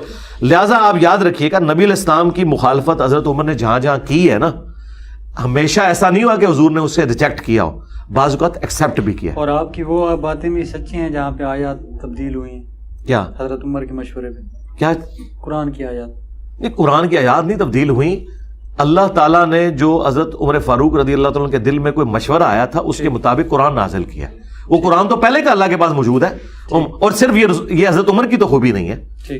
ابو داؤد میں, نسائی میں موجود ہے, ایک صحابی کو خواب میں اذان کے کلمات سکھائے گئے تھے, اور صحابہ کرام مشورہ کر رہے تھے آپس میں. نبی علیہ السلام نے کو مشورہ دیا گیا کہ آپ گرجے کی جس طرح گھنٹی بجائی جاتی ہے اس طرح گھنٹی بجا کے بلائے مسلمانوں کو نماز کے لیے. کسی نے کوئی مشورہ دیا, ایک صحابی نے کہا یا رسول اللہ میں نے خواب دیکھا ہے کہ یہ کلمات ہیں. آپ نے کہا پڑھو, اس نے پڑھی اللہ اکبر اللہ اکبر اور یہ کلمات, اور نبی علیہ السلام نے اس کو انڈورس کر دیا. تو یہ صرف حضرت عمر نہیں, باقی صحابہ کے ساتھ بھی حضور کے زمانے میں کسی کو خواب آ جاتا تھا, اللہ تعالیٰ کسی کے ذریعے کسی کے دل میں بات ڈال دیتا تھا اور وہ اسٹیبلش ہو جاتی تھی. ہاں, تو اس کو آپ حضرت عمر کے ساتھ نہ جوڑے اس حوالے سے کہ بھئی کوئی ہم نے حضرت عمر کے اوپر دین کو کھڑا کیا ہوا, نہیں. وہ کسی صحابی کے دماغ میں کوئی مشورہ آ سکتا تھا, کسی بھی صحابی کے دماغ میں کوئی مشورہ آ سکتا ہے. حضرت سلمان فارسی نے مشورہ دیا خندق کھودنے کا, نبی علیہ السلام نے اس کو ایگری کر لیا. تو یہ جو باقی واقعات بھی ملتے ہیں اس اعتبار سے, اور وہ بھی حضرت عمر کا دیکھیں, حضرت عمر کا وہ آپ اس کو شرح صدر کہہ لیں, تکا کہہ لیں, وہ لگ اس لیے گیا کہ وہ ان کی طبیعت تھی. مثلا حضرت عمر کی یہ طبیعت تھی کہ یا رسول اللہ آپ کی بیویوں کو تو پردہ کر کے نکلنا چاہیے, نبی کی بیوی ہو کسی کی جرت کے حضور کی بیوی کی طرف دیکھ لے. اب یہ ذرا ان کی طبیعت کی سختی ہے, ٹھیک ہے نا, انہوں نے اپنی طبیعت کے مطابق مشورہ دیا, وہ لگ گیا, اللہ تعالیٰ نے ایکسیپٹ کر لیا, ٹھیک ہے نا. کبھی طبیعت کے خلاف کوئی مشورہ نہیں ہے. اچھا, اسی طریقے سے انہوں نے کہا یہ غزوہ بدر کے قیدی انہوں نے مسلمانوں پہ اتنے ظلم کیا, یا رسول اللہ انہوں نے پھڑو, ٹھیک ہے, اور حضور اور ابو بکر کی خواہش تھی نہیں چلو یار چھوڑ دیتے ہیں, ابھی کون سا ہے, ہو سکتا ہے کوئی تلیف قلب ہو جائے. اب حضرت عمر اگر چھوڑنے کا مشورہ دیتے ہیں تو آپ کہتے ہیں کہ ہم نے حدیث گاڑ لی ہے. انہوں نے جو کچھ بھی مشورہ دیے نا بھیجا اپنی طبیعت پہ دیا ہے. اچھا, ادھر بھی آ جائے تعویل قبلہ والا بھی, انہوں نے کہا یار یہ مشرکین عرب بھی سارے لوگ جو ہے یہ مستجاب پہ کھڑے ہو کے نماز پڑھتے ہیں, اور یہاں پہ بیت المقدس کی طرف منہ ہوتا ہے, آپ مقام ابراہیم پہ کھڑے ہونا, بیت المقدس کا ہمارا کیا لینا دینا. جب ایک نئی امت کھڑی ہوئی ہے تو ہم نے ایسی دیوار پہ کھڑا ہونا ہے کہ جہاں بیت المقدس سامنے آئے ہی نا, کوئی بیت المقدس کو کعبے کے برابر سمجھے ہی نا, تو آپ مقام ابراہیم پہ کھڑے ہو, بیت المقدس آپ کے رائٹ پہ رہ جائے گا اور آپ اس دیوار پہ کھڑے ہو. قرآن میں آ گیا واتخذوا من مقام ابراہیم مصلی. آپ یہ سارے مشورے, میں آپ کو بتاؤں حضرت عمر کے زمانے میں اگر میں ہوتا نا, میرے مشورے بھی تقریباً ایسے ہی ہوتے ہیں جو حضرت عمر کے تھے, طبیعت کی سختی کی وجہ سے. اور اس طریقے سے ہمارے عثمان بھائی ہوتے ہیں, ان کے مشورے وہی ہوتے ہیں جو حضرت ابو بکر کے تھے, اپنی طبیعت کی نرمی کی وجہ سے. ٹھیک, ہاں جی. اچھا علی بھائی, اس میں یہ بتائیں, یہ سوال ہو سکتا ہے آپ ایڈٹ نہ کریں علی بھائی کے جواب کے بعد, لگانا ہو تو لگائیں, نہیں تو کٹ کر دیں, صرف مجھے جواب دیں اس بات کا, ٹھیک ہے. کئی سارے لوگ وغیرہ کہہ دیتے ہیں کہ جی فلاں نے نبی پاک کی زیارت کی, فلاں نے زیارت کی صلی اللہ علیہ وآلہ وسلم, ٹھیک ہے. یہ خیال آتا ہے کہ عام بندے کے انسان ذہن میں, لاجیکل بندہ جو ہو, ٹھیک ہے. آج سائنس کا دور ہے, اسکیچز وغیرہ بنتے ہیں, آپ نے خواب میں جو کچھ دیکھا صبح مجھ سے آگے اسکیچ بنوا سکتے ہیں کہ جی میں نے یہ چیز دیکھی ہے, میں یہ بنا سکتا ہوں. 100 بندے دعویٰ کرتے ہیں کہ ہم نے رات کو نبی کو خواب میں دیکھا, 100 کے 100 اسکیچ مختلف بنیں گے, ٹھیک ہے, 100 کے 100 اسکیچز مختلف بنیں گے. تو مطلب یہ ہے اللہ پاک نبی پاک کو اختیارات وغیرہ دیتا ہے لوگوں کے خواب؟ نہیں, بالکل یہ سارا جال. اور آپ جس کیمرے سے ڈر رہے ہیں, اس کیمرے میں تو میں نے اس ٹاپک کے اوپر 1 گھنٹے کی ویڈیو ریکارڈ کرائی ہوئی ہے. سرکار آپ کے گمان سے بھی باہر ہے, میں نہیں جرت کیا, یہ سب کا سب فراڈ ہے جی. مطلب صرف صحابہ نے دیکھا ہوا؟ نہیں, بعد میں بھی دیکھ سکتے ہیں. یہ جو آپ کو بعد والے بتا رہے ہیں نا, زیادہ تر یہ فراڈ پہ چل رہا ہے. بعد میں بھی دیکھ سکتے ہیں اگر وہ نشانیاں پائی جاتی ہوں جو نبی الاسلام کا چہرہ مبارک رپورٹ ہوا ہے, اور قرائن اور یہ جو میں عقیدہ بتا رہا ہوں یہ باقاعدہ بخاری مسلم میں لکھا ہے. ابن سیرین کا قول ساتھ امام بخاری لے کے ہیں کہ نبی علیہ السلام کی جو اپنی شکل تھی نا, اس میں اگر کوئی دیکھے تو اچھا وہ کنفرم, آپ کی بات ٹھیک ہے, وہ صحابہ اور اہل بیت کر سکتے ہیں. بعد میں بھی لوگ کنفرم کریں گے, کیونکہ بعد کے خواب بھی آئے ہیں احادیث کی کتابوں میں. بعد کے لوگ کیسے کنفرم کریں گے؟ بخاری مسلم میں حدیث ہے, نبی علیہ السلام کی وفات تک سر اور داڑھی کے ملا کے 20 سے زیادہ بال سفید نہیں تھے. 20 سے زیادہ تو میرے سفید ہیں. اگر کسی نے حضور کو سفید داڑھی میں دیکھا ہے, وہ حضور کو دیکھا نہیں, لہذا تو 99% ویسے ہی فارغ جو سارے چٹھی داڑھی دیکھتے تھے. فراڈ ہے, فراڈ ہے, جھوٹ ہے. چٹھی داڑھی میں تو حضرت عائشہ کے سامنے بھی آ جائے نا حضور, ان کو بھی سوچ کے پہچاننا پڑے گا, کیونکہ جس بندے کو آپ نے پوری زندگی کالی داڑھی میں دیکھا ہے نا, اچانک سفید داڑھی میں اسے لے آئے نا, وہ سوچے گا تو کہے گا کہ یا تو یہ اس کے والدہ ہیں یا دادا ہے کوئی, اس کا دماغ نہیں اس طرف جائے گا, یہ خود ہے بندہ. نبی علیہ السلام کی داڑھی وفات تک کالی رہی ہے, لہٰذا سفید داڑھی والے تو سارے فارغ ہو گئے. اب اسکیچز کی طرف آپ آئے. اسکیچز یہ موجود ہے شمائل ترمذی, امام ترمذی کی کتاب میں, کہ ایک تابعی نے حضور کو خواب میں دیکھا. ابن عباس نے کہا کہ پہلے خواب بیان کرو, تم نے کیا دیکھا؟ اس نے پورا حضور کا نقشہ کھینچا, یوں یوں یوں یوں یوں. تو انہوں نے کہا تم نے نبی علیہ السلام کو دیکھا, اگر تم زندگی میں بھی دیکھتے تو ایسے ہی تھے نبی علیہ السلام. پھر وہ جو آگے بات ہوتی ہے نا, اس سے بھی اندازہ لگایا جاتا ہے. اکثر تو باتوں سے فارغ ہو جاتا ہے, کیونکہ وہ آ کے فرقوں کی دعوت دے رہے ہوتے ہیں. نبی علیہ السلام نے تو فرقوں کی دعوت نہیں دینی. پھر ایک فرقہ دوسرے کو گمراہ کہہ رہا ہوتا ہے, دوسرا اس کو گمراہ کہہ رہا ہوتا ہے. یہ سارے کا سارا چل رہا ہے فراڈ کے اوپر زیادہ تر معاملہ. اب رہ گئے وہ آپ اسکیچ کی طرف آئیں. میں آپ کو ایک کلیئر کٹ بتاؤں کہ اگر واقعی وہ سارے لوگ ایک جگہ جمع کیے جائیں جنہوں نے جینولی حضور کو دیکھا ہے, اور وہ اسکیچ بنایا جائے, وہ اسکیچ ایک ہی بنے گا. یہ میں آپ کو وثوق سے کہتا ہوں. اس کے اوپر کوئی ایکٹیویٹی پرفارم نہیں ہوئی نا. آپ کہہ رہے ہیں کہ اگر ایسے کیا جائے, ابھی وہی نہیں نا ایسا.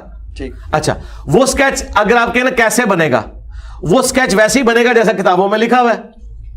کتاب میں ایک ایک تفصیل ہے, آپ کی آنکھ یوں تھی, ابرو یوں تھے, یہاں یوں تھا, بال اتنے تھے, چہرہ اتنا گول تھا, داڑھی یہاں تک تھی.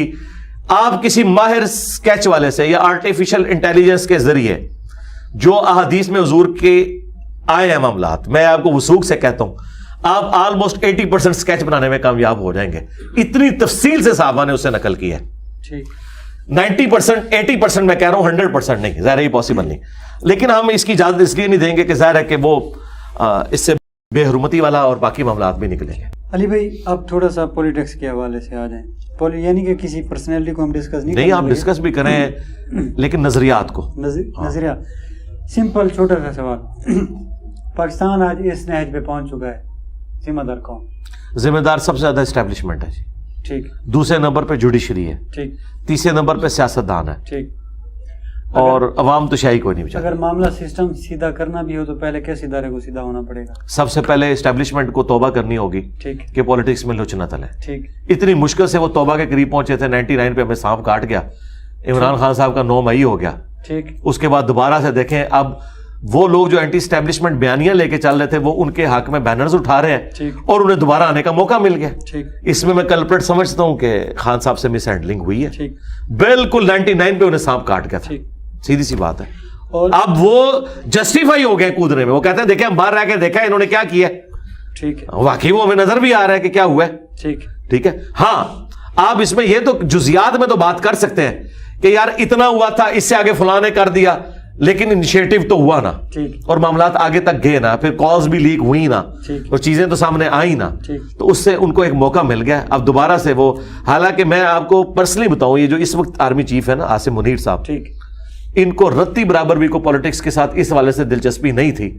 انہوں نے ریٹائرڈ فوجیوں کے ساتھ جو پروگرام کیے ہیں نا, جو چند لوگوں تک باتیں جن کی پہنچتی ہیں جو ڈکلیئر نہیں ہوتے, اس میں انہوں نے باقاعدہ اپنے ریٹائرڈ فوجیوں کو ڈانٹا ہے. جب ان کو تانا دیا گیا نا, جی خان اتنی تقریریں کر رہا ہے تو آپ کیوں نہیں آگے لچ تلتے بیچ میں, انہوں نے کہا تمہارے بڑے یہ جو کام کرتے ہیں نا, ہمارے بڑے, انہی کے ہم یہ رزلٹ بھگت رہے ہیں, ہم نے پالیٹکس میں نہیں آنا. یہ 9 مئی نہ ہوتی, اس لیول کے اوپر یہ بگاڑ نہیں آنا تھا. اب ان کو موقع مل گیا, اب تو وہ کھل کے کھیل رہے ہیں بھائی. ہاں, سیدھی سی بات ہے. اور بلکہ میں بھی اب ان کے ساتھ پارٹلی ساتھ ہی ہوں کہ یار ظلم ہوا ہے, یہ فوج کے ساتھ یہ کچھ تو نہیں کرنا چاہیے تھا یار. ہاں, اگر اس ملک کا نظام ٹھیک کرنا بھی ہو تو سب سے زیادہ طاقت جوڈیشری کے پاس ہونی چاہیے. سب سے زیادہ طاقت جو ہے نا جی, وہ تو عوام کے پاس, پارلیمنٹ کے پاس ہونی چاہیے. پارلیمنٹ کے پاس. جوڈیشری کہاں سے طاقتور ہوگی؟ یعنی کہ ججز وغیرہ نہیں, ججز تو پھر آپ دیکھ رہے ہیں وہ طاقت کس طرح ایگزیکیوٹ کر رہے ہیں. ٹھیک. آپ کو میں صرف اتنا بتا دوں, ججز کی طاقت یہ ہے کہ چند گنتی کے جج, جن کی تعداد 20 بھی نہیں ہوتی ہے, ٹھیک, وہ اپنا چیف جسٹس بچا لیتے ہیں. ٹھیک ہے جی. ٹھیک. آرمی کی طاقت آپ دیکھ لیں, پاکستانی عوام کے مقابلے میں وہ آٹے میں نمک بھی نہیں ہے, وہ اپنا چیف بچا لیتے ہیں. ٹھیک ہے, بچا لیتے. اچھا, لیکن پاکستانی عوام جو 24 کروڑ ہے, وہ اپنا چیف نہیں بچا سکتی. نہ نواز شریف کو بچا سکے, نہ عمران خان صاحب کو بچا سکے, نہ اگلا جس کا نمبر لگا ہے اسے بچا سکیں گے. تو یہ ظلم کیوں ہو رہا ہے؟ اسی لیے ہو رہا ہے کہ یہاں پہ ٹرو ڈیموکریسی نہیں ہے. ٹھیک. ایک اور معاملہ ہر وقت اٹھایا جاتا ہے جسے پتہ نہیں ضرورت ہے بھی کہ نہیں ہے, ہر وقت لگا کشمیر، فلسطین، وہ اسرائیل. اب تو کون نہیں اٹھاتا یار. کیوبا نہیں اٹھاتے کیوں تھے؟ نہیں چاہیے بھائی، پہلے ہمارے اپنے ملک کے حالات سیدھے کریں نا. ویسے کہا جی میرا بھی یہ موقف ہے. میرا خیال ہے کہ کشمیر جہاد جو پاکستان نے کیا جس طریقے سے ہوا وہ قرآن و سنت کے خلاف تھا. میرا مودودی صاحب کے ساتھ موقف کیا نہ کرنا اور بات ہے. میں کہتا ہوں بات اٹھاتے کیوں ہیں جب آپ کے اپنے ملک کی بات تو ہم نے اٹھانی ہے. میں صرف اس میں آپ کا پارشلی ساتھ دوں گا کہ بات اٹھائیں لیکن دنیا میں ہر ظلم کے خلاف. اگر کرسچنز کے ساتھ دنیا میں کہیں ظلم ہوتا ہے نا ہماری آواز اٹھنی چاہیے. لیکن وہ مولوی یا وہ پولیٹیشین جو کہ ہٹلر نے صحیح پھینٹی لائی سی یہودیاں دی، اسے یہ کوئی حق نہیں کہ فلسطین کے حق میں بولے. پھر اسرائیل بھی صحیح پھینٹی لگا رہا ہے. ہاں بالکل میں اس معاملے میں سول سوسائٹی کے ساتھ ہوں. اس لیے نہیں کہ سول سوسائٹی کی میں نے کوئی ہمدردی لینی ہے. قرآن و سنت ہمیں کہتا ہے کہ آپ نے اولو العلم قائما بالقسط بننا ہے، انصاف پہ کھڑا ہونا. علی بھائی ایک دو سوال آخری ہیں. فرعون بادشاہ مصر جس کا قرآن میں بھی ذکر ہے، جب آپ ایجپٹ میں مصر میں دیکھنے کے لیے جاتے ہیں پتلے وغیرہ تو ممیز کئی سارے فرعونوں کی بنی ہوئی ہیں. ہمارے والا کون سا؟ آپ والا وہ ہے جو اس میوزیم میں رکھا ہوا ہے. ہاں جی وہ یعنی موسیٰ علیہ السلام والا فرعون، اس کا نام ہاں اسی کو ہمارے والے کہتے ہیں. یعنی کہ اللہ کہتا ہے عبرت بنا دیا، وہ سب عبرت بنے ہوئے. نہیں عبرت نہیں وہ تو عبرت بنے ہوئے نا. یہ جو ہے نا اس کی ممی آپ کو یوٹیوب پہ ملے گی بھی، وہ میوزیم میں بھی رکھی ہوئی ہے باقاعدہ. اس کے اوپر مورس بوکائل نے پوری ورکنگ کی ہوئی ہے. وہ اسٹیبلش ہو چکی ہے کہ یہ وہی والی فرعون کی ممی ہے جو آپ کو اس وقت نظر آتی ہے. جو احرام مصر میں رکھی ہوئی ہے وہ آپ والے فرعون نہیں ہے، میرے والے بھی نہیں ہے. فرعون ایک ٹائٹل تھا، مصر کے بادشاہ کا ٹائٹل فرعون ہوتا تھا. جس طرح آپ کے بادشاہ کا ٹائٹل پی ایم ہوتا ہے نا وہ فرعون ہوتا تھا. اس طرح نمرود عراق کے بادشاہ ہوتے تھے، ٹھیک ہے. نجاشی جو ہے وہ حبشہ کے بادشاہ ہوتے تھے. یہ ایک ٹائٹل ہوتا تھا، تخت تھا، یعنی کہ تخت تھا. آپ سمجھ. ہاں جی ٹھیک زبردست. بس علی بھائی آلموسٹ سارے کے سارے سوالات. بس سب سے مزیدار سوال یہ ہے کہ ہمارے والا فرعون کدھر گیا. یہ دیکھیں نا. چلیں ناظرین اسی کے ساتھ اجازت چاہیں گے. ماشاءاللہ بہت ہی اچھے اور پیارے جوابات سے نوازا انجینئر محمد علی مرزا صاحب نے. انشاءاللہ ان کی تعریف میں جو بھی باتیں وغیرہ ہوں گی وہ میں بعد میں ہی انشاءاللہ اپنا ریویو پیش کروں گا، کیونکہ علی بھائی یہ موقع بھی نہیں دیتے کہ ان کے سامنے نہیں میرے سامنے کوئی تعریف نہیں. جزاک اللہ خیر. جزاک اللہ خیر.